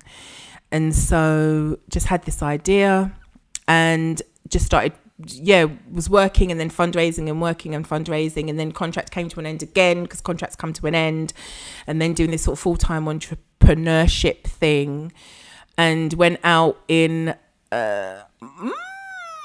February of 2018 with a volunteer from here. And again, was just able to, I think, to teach enterprise skills, which is obviously my thing, and to start to, I suppose, address some of those challenges with groups of young men and women in particular. And then just carried that on, did more of that, went out again in July of 2018. So Kuda was always kind of there in the supporting, always met me at the airport. We always used to go and have a braai. So in Southern Africa, because South Africa calls it the same, a braai is like a barbecue. Okay. So you go to an outdoor venue and you eat meat, lots of meat that's on a grill, and you drink beer. So I would drink cider. Hunters. Because you're extra, right? Hunter's Gold. And then we have a ritual. So I've used that word quite a few times today. So that thing of, as I arrive, the man them are there to pick me up, there's some kind of vehicle that's 2 different colours and the back door's a different colour to the front door, and just driving and just, you know, going for food and just soaking it all in. And I think I think for me, going to Zim for 6 months was my first time of touching the continent. And I was like, go hard or go home, innit? None of this 2 weeks in a hotel resort somewhere. I was like deep rural, walked everywhere, you know, wore out enough pairs of shoes in the shoe leather, but had a really, really wonderful, wonderful time and a wonderful experience. So, yeah, I just think that definitely sort of Zimbabwe is what I call my heart home, and I mean that. And then unfortunately, or fortunately, by the time we got to 2019, I was back in a job again, and I was like, oh, should I go at Christmas? Oh, I don't know. Should I go? Oh, I don't know. Should I go? But what was interesting is, as many times as I'd been to Zimbabwe, I'd never actually had a holiday. I was always working, so I had a couple of days then a volunteer was coming, or this was happening, or that was happening. And so 2019, I was like, so I called him Chibaba Baba, because everyone's got a nickname. If you're in my life, you will learn this. So I was like, oh, I don't know, should I come? Shouldn't I come? Should I come? Shouldn't I come? And then I just booked my ticket, because again, who am I answering to? Me and God, right? So, excuse me. So I went out, and same thing, the same ritual again. And we were staying in Harare, but we'd driven back to Chipinge, which is where the family that I was staying with originally had moved to. And unfortunately, on the 30th of December, someone broke into our room, and Kuda was attacked, and unfortunately he died and was killed. And I'm doing well today. I'm doing well. So so the guide come in, and then and it was so, you know, life is so serendipitous. So anyway, so we were sleeping, and for some reason I hadn't I still had my outdoor clothes on, and I don't know why. So we'd kind of fallen asleep, and the power had gone, but so with the light switch was on. So when you're in these places that have a power cut, you tend to leave the light switch on. So when the power comes back, you have light. Right. And I just remembered I was sleeping, and then I opened my eyes, and they were sort of in the corner, and I was like, what the And then the guy went out through the window. He'd come in. Kuda gave chase. And then he came, and then I opened the door, and then he came back into the room. But the thing was, when he came back into the room, he was fine. He was saying, Natalie, get all your things, put your stuff away. And I was kind of doing this whole, okay, I'm listening. I'm hearing the instructions. He was like, cool, Chiadza, do this. And you sort of go into like this weird overdrive thing, I guess. And he'd got the guy's T-shirt, and he threw it to me, and he said, put that under the bed. And I'd had all my money and everything in I had a little yellow handbag. My passport and everything was all together, and I slept with it under my pillow. And then he sat down, and then he said, oh, I feel really weird. And then I just remembered, and so if this is triggering for anybody, and then I just remembered he had like weed down his leg, and it was like in a pool, and I was thinking, this isn't good. And I just thought, hopefully we'll be able to leave now, because obviously everything's gone to shit, and drive back to the city and do New Year's, because that was the whole plan. And I had a blue dress, and I'd bought him a blue shirt from here and the whole thing. So I was thinking, okay, let's just hope in it. Because that's what you like in your mind. You're like, let's just hope in it. And then he just got worse and worse and worse and worse and worse. And then he lost control of his bowel, and was and felt embarrassed about it. And I was like, oh my God, don't even worry about that. And just sort of being there and just being there. And then we sort of we put him in like a blanket and we drove to the hospital. And the thing is, the guy that did it was staff of where we were staying. And you would imagine he had the audacity to come back to the room. So when it all happened, the people who ran it, they kind of called them and they were like, yeah, so what happened? And they were like, oh, I don't know. But the guy had on overalls and then nothing inside.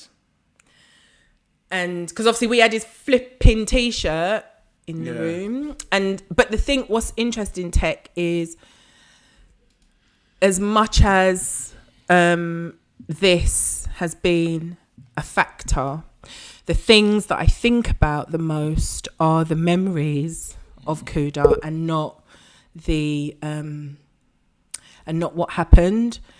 And you could put that man's face in front of me now and I wouldn't recognize him.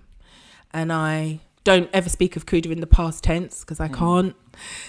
And I think often about the different things that he wanted to do and the things that he had land. He was a farmer. He used to manage a beautiful, and their own family farm, not the government gave them, took away white people's farm, their own farm, which I always like to stress. And just took so much care with it. And I remember the plants were like perfectly, you know, when you see someone take care of their things and things were perfectly aligned. And that was the kind of person that he was, and always very friendly to people. That's why I like banter, because all the people, wherever you are internationally, what I love is the banter and the conversation and the ability to make people feel like people. And so, yeah, lots and lots of very positive experiences and with him and with Zimbabwe and all of that. And you were talking before about the whole thing around the vid. I think I came back in a bit of a blur.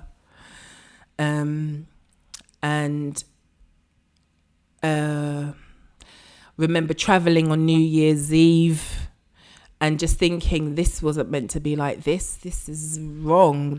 You sit in, who knew what a Zimbabwean CID experience would be like, and and to be honest, I'm talking about it now, but I really so rarely think about this stuff. Like I don't visit it. I visit the photos and the videos and the positive memories of it, of him, and of him in our time. And I think it was just very cruelly robbed from us. And I think that the reason I can talk about this now is because of therapy, for sure. And by the time I got back 2020, literally New Year's Day, dear friend who's in the chat reorganized my tickets. I'm like, what do I do? I'm meant to come back this time. I can't stay here anymore. I've got to come back to London and all of that. And then you just think, how in the hell is this part of my life story now? How is this a thing that's happened, that I've experienced? How has all of that potential been robbed? And I think I was sort of autopiloting. So the most I did was I said to work, please, can you not do Happy New Year, because it wasn't happy. And I'd sent my boss the article because it was in the newspaper, because it was a big thing. Yeah. Was a thing, because I can't really say the M word either. It sticks if you notice. And then, and just being, and now I was in a meeting the other day and someone said, oh, Happy New Year. And I was like, oh, I can't manage this quite really. And so what's interesting is sometimes if I do cry, I'm crying at the loss, but I'm crying at the waste. And it wasn't until last year, in the early middle of the year, springtime, and then the court case came up. So then people, obviously I still keep in touch with everyone in Zim, and then they were like, goodness me, the court case. And I was thinking, well, I have to go. Can I go? What about the vid? I want to go. He's got to go prison. What am I going to say? I know I wrote it all down. Will I remember it? Will they try and test me with the person? I don't really know. I don't remember I rarely talk about the event. Even this is like, I've got a journal. I start writing and then I'm like, I don't know how to write about this. I don't know how to speak about it. But again, a dear friend said, Natalie, try your best and speak to somebody. Because when the court case came up, it was like everything just erupted again for me.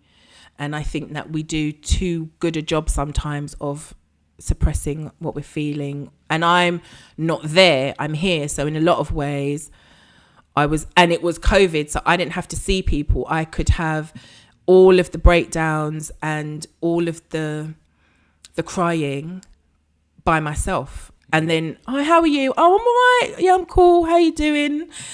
And just being very able to just like, to cover that over, you know.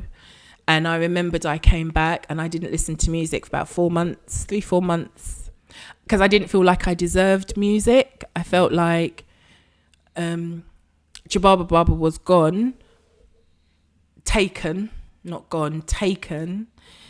And music brings me joy, and I don't think I'm allowed to have joy. I didn't feel like I deserved it. I wasn't on socials. I was like, well, I don't need to do any of this, but I was going to work, and I don't know if people will call that sort of functional grief or functional depression, but certainly I was a different person. And a friend of mine just said, but Natalie, you're not happy. You need to speak to somebody, Chica. And I was like, well, I don't know. I don't really want to do therapy until I can do it in person because, you know. And that was my excuse, and that kept it at bay for a long time. And then another friend, dear friend, said, Nats, if it wasn't for me going to therapy, then I wouldn't be here. And I was like, but, you know. So by the time the court case came up, and then I just had, I suppose, a series of moments. It was like, here's the phone number. This is somebody that I've worked with. Call them. And I did. And from then to now, I see her every week on a Thursday for an hour via the internet. And it has been one of the most amazing experiences of my life. I don't know if I can go back to Zimbabwe. I want to. I miss it. I miss her. I miss the country. I was speaking to Kuda's nephew actually last week, and just hearing his voice and hearing his accent and hearing the sounds of Zim was like, my heart started beating. Like, I think I feel like sometime soon, but I don't know, like going through the airport and not seeing him and not having that. I don't know if I can deal tech, to be honest. So, but it's a thought that I haven't had for months, years. And now it's in the back of my mind, gently in the back of my head. So that's progress, at least, isn't it? I think it's progress, and I'm taking that kind of one day at a time. But yeah, as I say, treatment and thank you, NK, therapy and talking and music has definitely been something that keeps me going. And often I have times when I'm sitting quietly and you'll hear me just kiss my teeth and roll my eyes. And it's because I think, Kuda's really gone, innit? Like, that really happened, innit? Like, he's really not here anymore. And yeah, it's like a futility. Like, there's just a yeah, it's weird.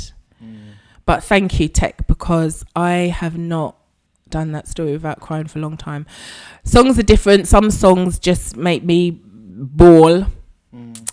But yeah, music has also been a therapy, and therapy has been therapy too. Yeah. Well, you said earlier about you don't talk about him in the past tense because he's still here. Like I told you, man, I'm a man of science, right? If you need to come off a bit and stuff. No, I'm listening. No, if you need to come off screen or... Are you okay? Yeah. Stupid question. But, yeah, I am. But yeah, like you were saying about the past tense, I am a firm believer of like when you lose somebody that they are still with you. Like there's a so-called rule, conservation of matter in science, where they say matter's never created or destroyed, it just changes from form to form. And they're talking about from one form of energy to another, and I think that's the same about the energy of a person. Has you lose them, they're still here. And I feel that about my mum, and you obviously still feel that about your loved one too, man. It's I can't even imagine. It's thanks for sharing that, man. That's serious, mate. That's, I think, do you know why? Because I know we'd spoken, because Tech's a professional, everybody. He does lots of prep. And so I was saying, Zimbabwe stories they start here, they get to here. And I said that I want to share, and I guess there's lots of times when even it was another friend of mine who said, I never thought about it, but you could have also been at risk, and I never think of that. I've never once thought of that. I just feel that. I never thought that I was in danger. I think that Kuda was always someone I felt very safe with and protected by. And I've never really looked at it from, oh my God, it could have been me. Like I don't do that, but I suppose I share it because maybe for a number of reasons. One is I want to say his name, and I want people to know that he is important to me. And that he was so much part of my whole Africa experience. But also because I think there is something on the other side of things like that. And that even though I've lost my dad, I haven't talked about that. I lost my grandma, I haven't talked about that. But when my dad went, he was really ill with diabetes, and so it was like, okay, you can go now, go in peace. My grandma was 99 when she died, bless her. She could go in peace. This is not that. This is something that is completely different. And I suppose sometimes we think about trauma, or we think about bereavement or grief in a way that is quite like fatalistic, like it's an ending, like there's nothing on the other side of it. And I suppose if nobody listens to the 2 hours of this that we've spoken about, if what they do is maybe they just hear that message of, that people can be important, and of course they are, but when you lose them, they don't disappear, that they stay with you, the experiences stay with you. And if you feel like you need to have some sort of help to deal, then get the help to deal, and don't be afraid of that. Don't be afraid to ask. Don't be afraid to talk. I'm learning all the time to be more open and to be more to indulge myself in things, and to be open to people, and to be open to relationships.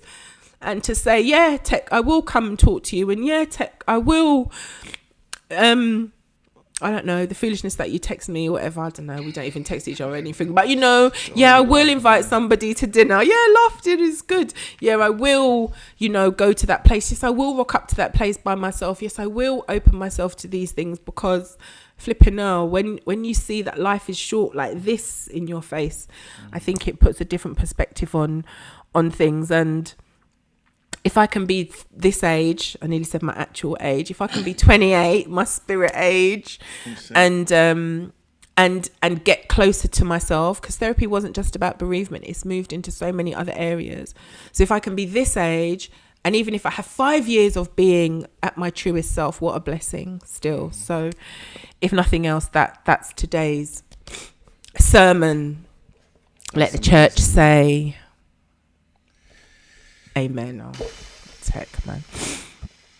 Yeah, I think what you've just done is amazing, man. And to come out of the other side of this with the positivity that you show, because you are one of the most upbeat, positive people that I've had the pleasure to meet, man. You're just a ball of fun. You're trouble, and you worry my peace all the time, but you just, you know what I mean? And to have that sort of outlook and to be how you are after going through something like that so recently as well, you know, it's yeah, I can't really sort of put words to it, to be fair. Now I'm just kind of sort of humbled that you're gonna share. 'Cause I didn't want to, when you kind of sort of gave me the heads up about it before, and I was like, raw, do you know what I mean? And I wasn't gonna, I don't want, when on this platform, I don't want to push anybody into nothing that I don't want to say. Mm-hmm. Everyone's got their baggage and stuff, so I don't try to push anybody into anything. But the fact that you felt comfortable enough to share that here is yeah, it's an honor, mate, to be honest. And it's jewels, it's gold to hear that, and to hear that there's some positivity from such a negative thing. You know what I mean? For sure. Do I trouble your nerves, Tech? Do you trouble my all the time, mate? Yeah. That makes me really happy. So, do you see what I'm saying? This is what I'm saying. This is what I'm saying. So I don't know if you want me to play any music, because you yes! gave me. You want me to? Are you sure? Okay. So I want. Okay. So this song. Which one? See, you're doing it just like a crop thing where you just say this song and you don't tell me which song. You could have swallowed that back. So no. The next track that you're gonna play, in it? All right. No, I think I'm in mine. So the song. So I think there's maybe 3 on our list, but the one that I also would love to hear is the Jah Praiser song. So Jah Praiser is a huge artist in Zimbabwe, and this song, when I was driving back from Matari to Harare to get. You seen this from Mel? I did. Just giving you a heads up, mate. I did see. It's facts. Finn can always squeeze me nice. I like it. So the drive from Matari, where I was staying. Anyway, so New Year's Eve night, I stayed with a wonderful family, Mr. Lincoln and his wife and his 2 sons at that point. They've since had a third.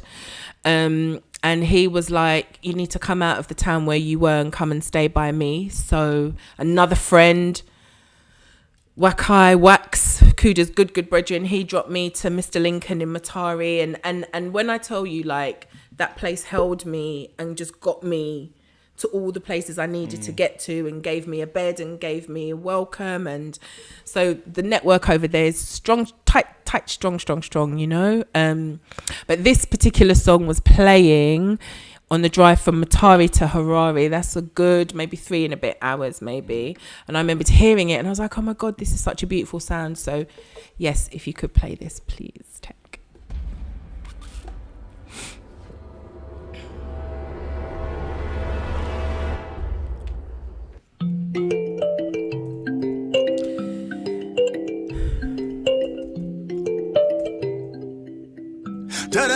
Takiwa tamukira muzango Azipa tango mukira tatangidza mutambo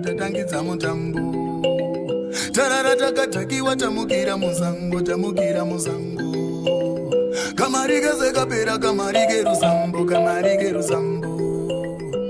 We turn it up, mama, we turn it up, mama, we turn it up. Ndiri non-starter, zvichingezwa ndibata, ndori mazimakata, no, hakuna matata, everything's sawa. Talk to me about this. So Jah Praiser is a massive artist in Zim. So when I was there in 2015, all of his albums, I remember buying some of his albums there. This is such a tune. And that sound is called Mbira. So Mbira is Mbira, and it's like little piano keys in metal. You've probably seen it, and that's metal spring thing. Yes. That was very Zim then, sorry. And so that it really was. Yeah. It was. That was all Zim. Yeah. So that sound, those non-verbals got me through a lot of situations. So that sound is, for me, straight to Zim. Jah Praiser, straight to Zim. And then I just remembered the drive and just thinking things are just different now. And obviously I can only sing along to the English bits because I don't know Shona at all, to my disgrace, as many times I tried to learn it. And one of the things was Kuda always used to talk to me in Shona all the time, and people would be like, she doesn't understand it, why do you talk to her in it? And he was like, she won't learn unless I talk to her like this. And I was like, is he me? Because that's exactly what I would say. Everything all the time I was like, I don't know what I'm saying yes and no to. But yeah, that was a part of his personality. But yeah, definitely these sorts of sounds are like, yeah, just immediately transported back to, you know, to times and places. So I love that sound of the Mbira. It's beautiful. Wicked, beautiful song. Beautiful. I want to play one more tune, right? If I may.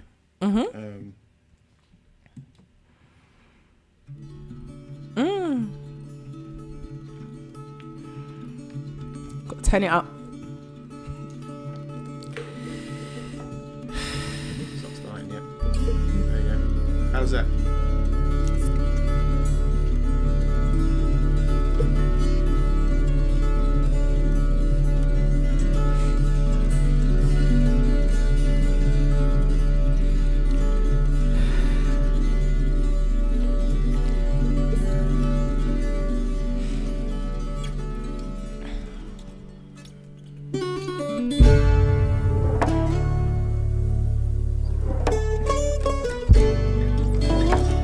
That NK.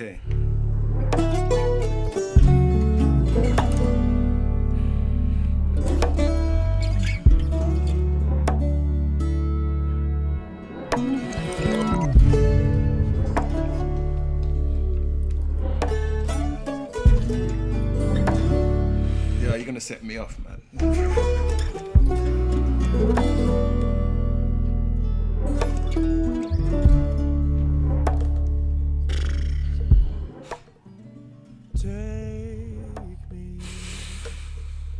Anywhere you wanna go, you know that my love is strong in my heart. Yeah, stop this, man. Go play it. Go and play it, everybody. It's called Hideaway by Jacob Collier. It's the most beautiful song in the world, I think. So after, I don't know why I'm shouting. What am I shouting? Don't cry, Tex, all right? After not listening to music for months, I was still going on YouTube, but I was like, I'm not listening to music. And I don't know how I stumbled across this. And so Jacob, do you remember on Facebook years ago, there was a little white guy and he was singing all the different harmonies in a Stevie Wonder song? If you remember, put it in the chat. So he's like a musician type and he'd had some video that I stumbled across, which was him playing music at different levels. NK should know him, Jacob Collier. Yeah, see, he's a genius. See, NK, we're here. And so I was, he was explaining chords at different levels, something like that. And so it wasn't really music, but there was music in it, but it was more theory. So I was like, I was getting away with it. But of course, YouTube does its YouTube thing, and it plays other songs and it suggests other songs. And then I heard that, and I was like, oh, every single time I heard it, I bawled, and still do. I can tell you this now, I was trying to practice earlier. So I was like, okay, the songs you've sent to Tech that set you off, play them today in the afternoon. Just get it all out. Honestly, I was thinking, how am I going to jump? Because I was like, I don't know if I'm going to play it now. I wasn't going to play it. No, you had to? I would have crushed you if you didn't. Seriously, So I was like, okay, Natalie, try. So about 5 o'clock, I was like, okay, put it on, see what happens. Yeah, that happened. Boom, straight away. Yeah. And the thing is, the lyrics, it's the sound of that song. It's quite a melancholy song anyway. But the lyrics of the song, even when I close my eyes, darling, even when I close my eyes, darling, I will always stay wide awake in my hideaway. Why is he trying to talk to our feelings? Then there's another bit, because I wrote them down because I'm a nerd. Then there's another bit when he says, whether you are lost or found, darling, if you're gone astray, I'm on my way to my hideaway. I mean, really? So it's the sound, it's the words, it's so much of that song. And it was one that I discovered kind of by accident. And I thought, okay, I'm going to listen to these and see what happens. Will I not have that response? And I still do, and I'm going to own it. And there was one day, I can share this now. There was one day I was at One Nation after the lockdown party ones, and somebody played Days Like This, and I just turned my back to the DJ because I always stand there by the steps in it. And I remember just sort of turning my back, and I'd close my eyes and I was singing a song and I was bubbling along, but I was there and water was running out of my eyes because that song again is so, like, the words in the song and the message of the song was so kind of motivating and motivating. And for whatever reason, that particular day, it was stirring. But you can't be like, oh my God, I'm here crying because so. So I just had a quiet moment, and you can on a dance floor. And sometimes you don't know that a feeling is going to catch you, but it does catch you. And some songs do that. Some moments do that. Some films do that. You know, for ages, I couldn't watch anything where someone got strangled in TV or somebody, because that's ultimately they crushed his trachea. I couldn't watch anything like that. I still sometimes flinch a bit. Oh, it's a bit. And I'm all right with that now, because I know that that will be the case for a long time, and I've got to ride it, and then it's ridden. You know, so I'm working through it. I'm dealing, I think. And if I'm not, I'm like this. Yes, so by the way, it's all right not to. Yeah, man. It's okay absolutely. not to be okay. Absolutely. Absolutely. You know, that's massive stuff. Thanks, Tech. Oh, this was really good. Yeah. What you got now? No, I know it sounded like, innit? Like, could we just... No, it wasn't. Okay, bye. No, it wasn't. Oh, my... Okay, thank you, everybody. Bye. I'm not trying to control your thing, like... Nah, that would be completely out of character. Out of character. Completely. Can you get lost out of my life, please? Yo, you're getting some love from the chat, man. Big up all the chat room crew. Every time. Yeah, she's something else, man. I have to say. Yeah, crazy. Every time. But also, can I say... Mm-hmm. I don't know if I want to say this or not. Don't feel you have to say anything. I think you said enough. But okay, wow, that's strong. I suppose. How did you mean? Imagine. You said enough from like 2 weeks ago. You know what I'm saying? Go on. So I suppose what I want to say is, and this is a bit control freakish, so, and which is why I'm like, I don't know if I want to say it. But you know, sometimes when people know things about you, they treat you a bit different. I guess I'm saying, please don't treat me different. That this is something that, yeah, I think, do you know what I mean? Like, sometimes it might be like, oh my God, like, do we still banter? Yes. Yeah. Do we still cuss? Yes. Do we still... No, it's not changing it. Do you know... What's going to happen now? I'll tell you what's going to happen with me. I can't... people in the chat, please elaborate and talk to Nat. But yeah, what's going to happen to me is that you're going to get bigger hugs, bigger squeeze, and more disrespect. That's more. All right, cool. If that's possible. There's levels to this game, man. There's levels. All right, cool. But does that make sense? I 100% know what you're saying. 100%. So I didn't really want to. It's not a pity thing at all. No. 100% know what you mean. The thing is as well. The strange thing is that when you lose somebody, right, you have certain people that stick around, then certain people that kind of avoid you because they don't know what to say. But there's nothing anyone can say. There's nothing anyone can really say to you that will make the pain go away. Do you know what I mean? It's just knowing that they're there. It's that they're there. That's it. Yeah. That's what it can be. Just go, you know what, mate? That's, do you know what I mean? That's all my bridging them said to me. He said, Trev, you know what I mean? That's it. There's nothing you can say to go, some jewel of wisdom that they're going to drop. I go, you know what? Yeah, man, I feel all right now. There is no. If someone could say that, that'd be amazing. Please come and say it. Phone me up tomorrow and tell me that. But I haven't had that sentence yet. For sure, and I suppose, you know, even when and I said it and I hesitated because I'm like, Natalie, that is a bit controlling. I'm like, oh, okay, but I'm going with it because I think then the tendency is, oh, babe, and I'm like, the same person that you knew before, that was coming towards being feisty and that you see in London being cheeky, it's all still me. Yeah. And this was me when you didn't know that this was something in my story. So I am conscious that I'm a little bit like, oh yeah, don't act different. But you know, all the hugs, I'll take them all when I see you, all. But you know, I just felt like that need to say that because then I would feel like, because like the dynamics might change, may change. That's life, that's relationships. But I suppose I'm asking for, if you normally see me and punch me in the arm in it. Like you can hug me after. What about if I didn't punch you in the arm? Can we punch you in the arm now? No. Tech, Nicole. The thing is, you know how close your nickname is here in my throat? Do you know? Like, do you know? I'm so controlling myself. Because all I can see is one uncle hat and the car door opening, and then I'm like, listen, I can't do it. Because I can't fight. So yeah, there's that. Days. So yeah. You gave another quick tune, right? Yes. I know I'm not how this one's gonna hit, but do you want me to play it? Yes, please. You done? Oh. Yeah, man. Alright. Oh, this one. Listen.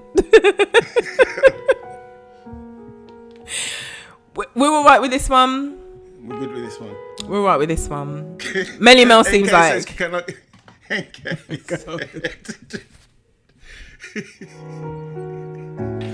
Can he?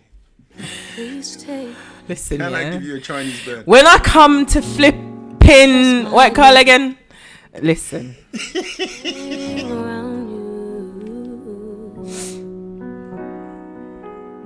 Ain't going your way, and I wonder if you try something new. NK, listen, if we can sing this together, then you can give me a Chinese burn. This is so beautiful. Okay, don't do it, man. Come on, let me show you how. This mic, look. You can have this joy coming in the morning. So talk to me about this song. Talk to me about this.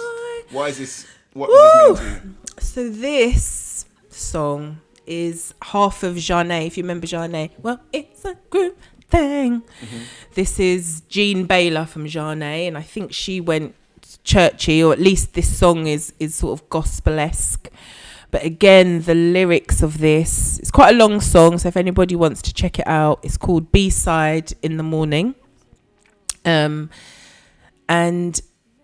the lyrics are just completely inspirational, and I think anything that is a voice and one instrument, if you notice Kide, that song is also a voice and one instrument. So I think I have a slight kind of preference for that purity of the voice and purity of the sound. But yeah, that song is kind of gospel-esque, but it's certainly one that if I want to have a good cry, listen, if I want to have a good cry, or if I want to feel lifted, then it's one that I throw on, because it's really beautiful. It's really beautiful. It is. And who can tell the chat room who that is if they don't know already? This is Jean Baylor. This is Jean Baylor, In the Morning, B-side. Tell you why my life is so... NK's on, shut up. Beautiful. Gotta turn it up louder. Everything. Oh, no. Yo, listen, yeah, you can. Croc, right?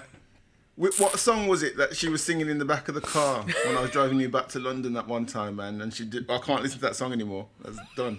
It's done.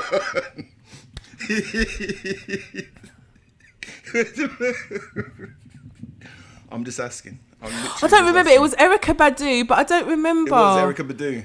It's Didn't You Know? Is it Didn't You Know?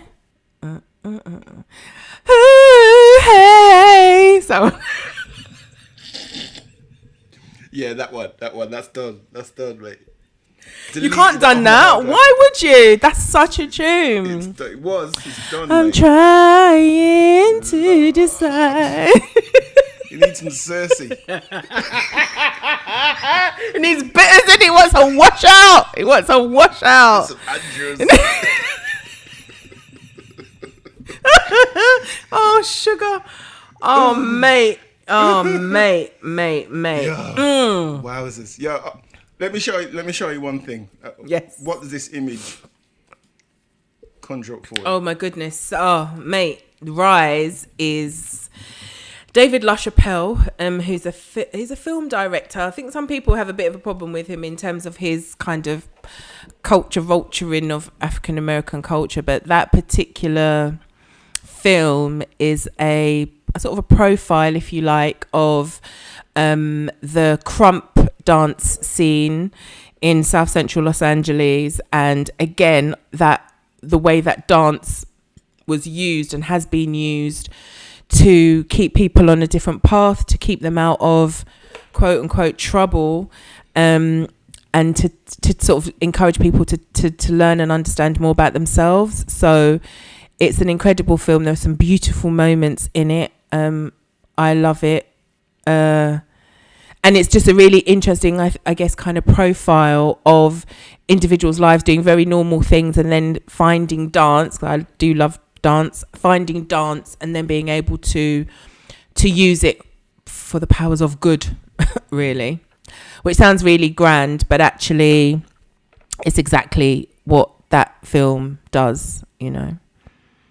If anyone's seen it in the chat, let me know. I haven't seen that. Yeah, anyone seen that in the chat? I haven't seen that. Might be one for Buddha Palm on a stream or something. Ooh, yes. Good idea. Yeah, I haven't seen that.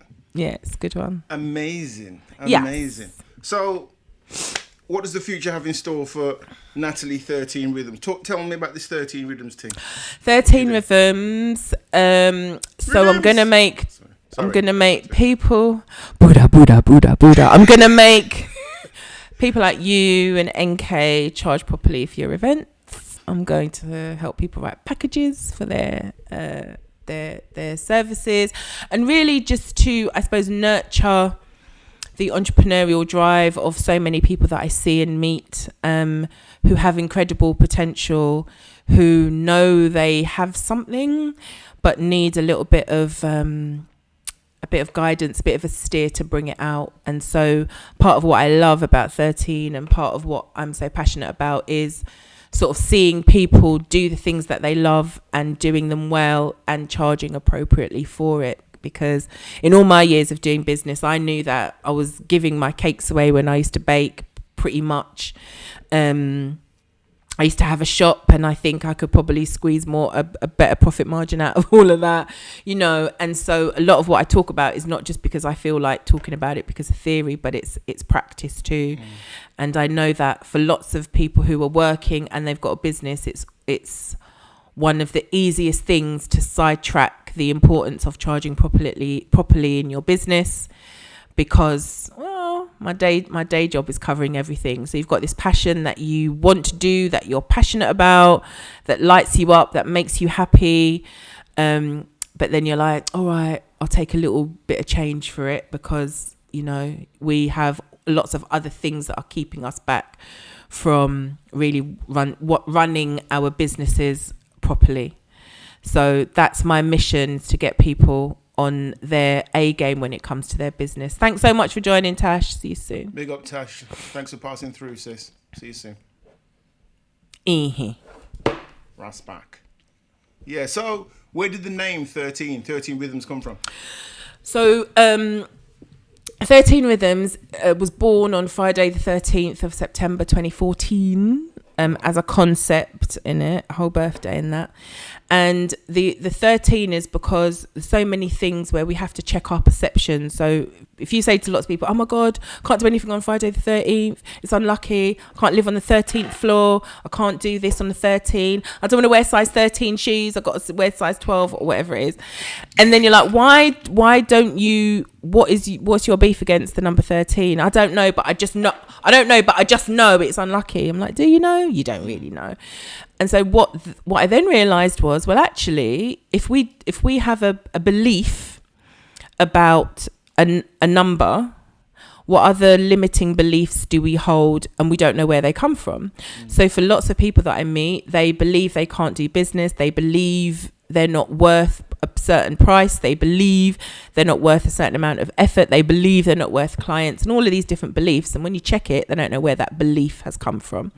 So I wanted to almost invert this perception of 13, because what I do with my services is I invert people's perceptions and understanding of business and themselves and their abilities in business. Wicked.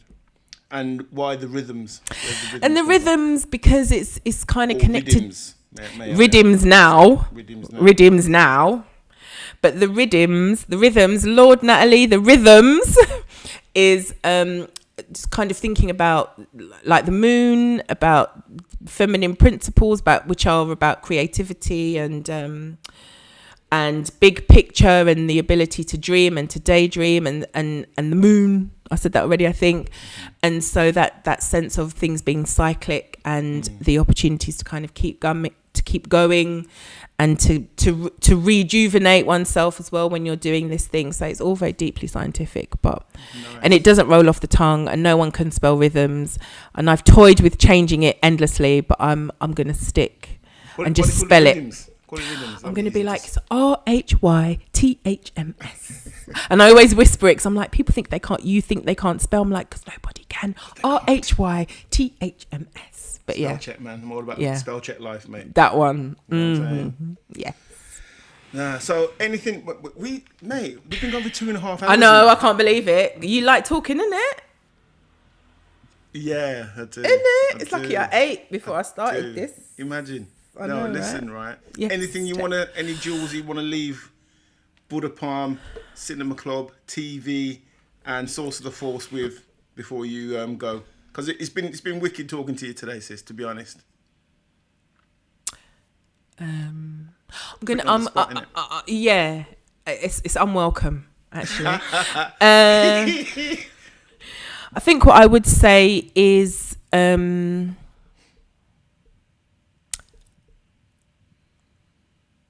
I don't have anything. Do you know what? And it's when your brain's got 65 billion things in it all at once, and then you think, what's the one thing? And then I think what I want to say is, take your ace. Yeah, I don't know. No, not that. I really don't know. Do you know what I would like to do? Because I don't think I've asked a single question, is maybe to ask the chat, put them on the spot in it, and to ask them for a word or two that they're taking away from this evening. I think that would be really helpful. Very good one. Yeah. That would be very, very welcome. So a word or two about what you're going to take away from this evening would have you found really this help. Useful? I like I said, I mean, with this, there's always a bit of prep to do before the interviews, and I'd sort of heard you told me briefly about your story with the the horrific tragedy that happened there, and I wasn't going to press. I was adamant I wasn't going to press the, if you wanted to talk about it, cool, but and I think you're amazing for just how not just like just talking about it here. This doesn't really. I mean, this hopefully it'd be amazing to think that this would help somebody, and somebody that might be going through a similar thing could listen to this or hear about this and listen to this and think that actually I'm not alone. But the overwhelming positivity that you show, and obviously to be able to deal with a trauma like that and still come out the other side of it, still fighting. You know what I mean? That's it just, you know what I mean? 'Cause I know what it's like when you lose someone and it wasn't in those circumstances. Do you know what I mean? So yeah, man. You get me? So yeah, man. you've got even more respect from me, if that's even possible. Oh, no, it's not possible because it was there already. I think, I don't know why, it was North, it wasn't yours. Why would you think it would be yours? Oh, it wasn't me. I don't know what that was, mate. It was Durham. Really? It was Newcastle. Really? I don't know. I really don't know. Yeah, I think, like I said, you know, just thank you for having me. And what I think what's also interesting is that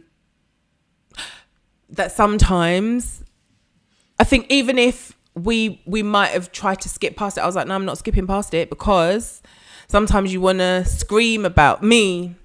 Want to scream about, no, he was here and this was the thing that happened and this, and also not to, okay, the words. I think my words are, what I'm trying to learn to do is to own every single feeling.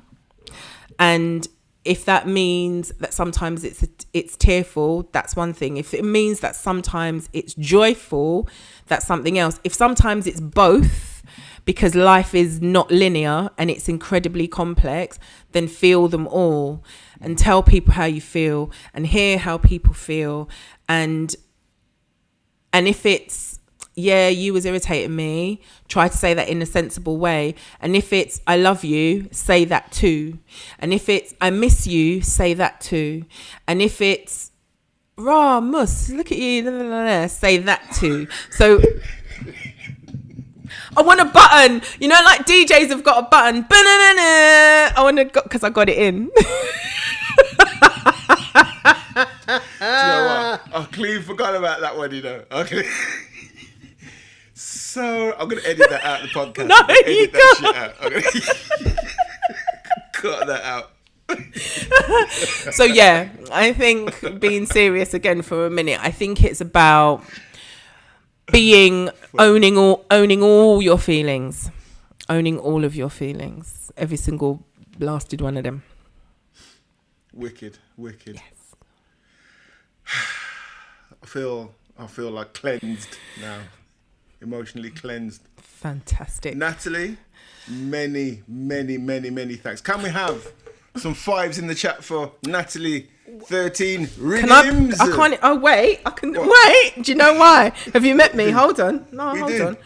And also, do we have one more song to go out with? Hold on, because you're gonna play? I also wanna like show people tunes, innit? You want to show people tunes? What is this now? Are you hijacking my things? What are you doing? No, because remember I said to you, and then this is our outro, because I was like, right, okay. We got to be out here. What is it? Magic. Oh, yes, okay. We did forget about that, you know. Don't forget tunes, fam.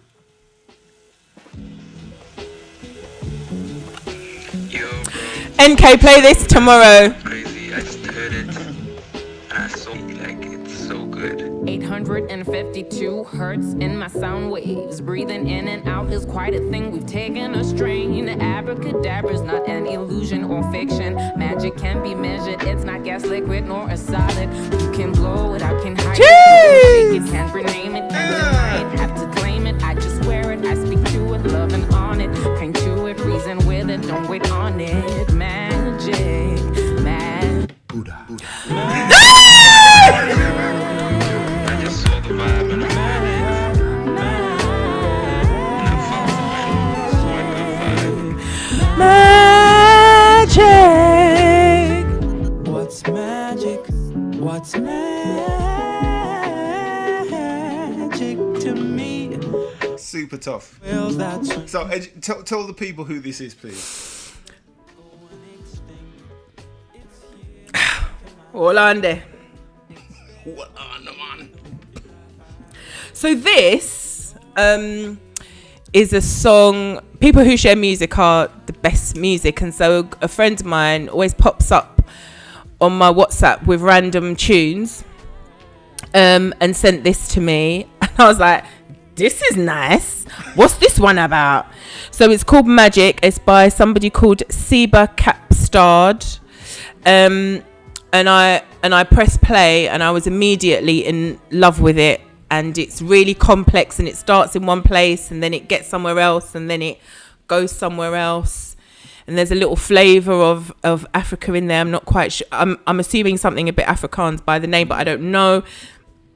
And so it's this beautifully complex neo-soul-y, click your fingers in New York kind of a sound, which is as much my flavour as UKG and all the rest of it. So yeah, this is very Natalie. Cheeky hint of this. Yeah, man, this is a very Natalie tune.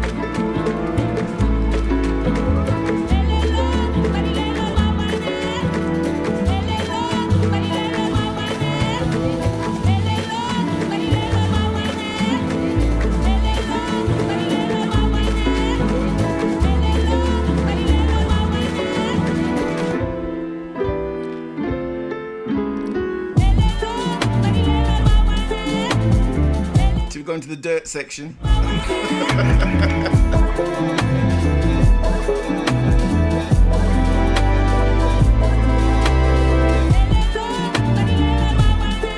Big tune. Big. Nat, I think that one came into my life just this week, so I was like, Tech, please can you add this one to my list? Again. Yeah, I know. Yeah. All right, calm down. So yes, that is. I just wanted to end on that beautiful song, upbeat, and I think that's where I am right now. Just ends it nice. Do you know what I mean? Like a nice sandwich. You know? Yes, indeed, that one. Lovely. Hard old bread, tick. Brown seeded. Thank you. Oh, is it? Wait, no, I don't eat bread. Excuse me. Well, Nat, many thanks for taking the time out and sharing the studio, virtual studio thing, sitting with us, man, and sharing your story, man. It's inspirational, as always, man, and very, very powerful, overcoming things and just being as positive as you are. You know what I mean? You keep doing you, man, and I know I'm not going to I'm going to change around. I'm going to be more rank. That's so you haven't got anything to worry about that. You know when people start saying Mustafa.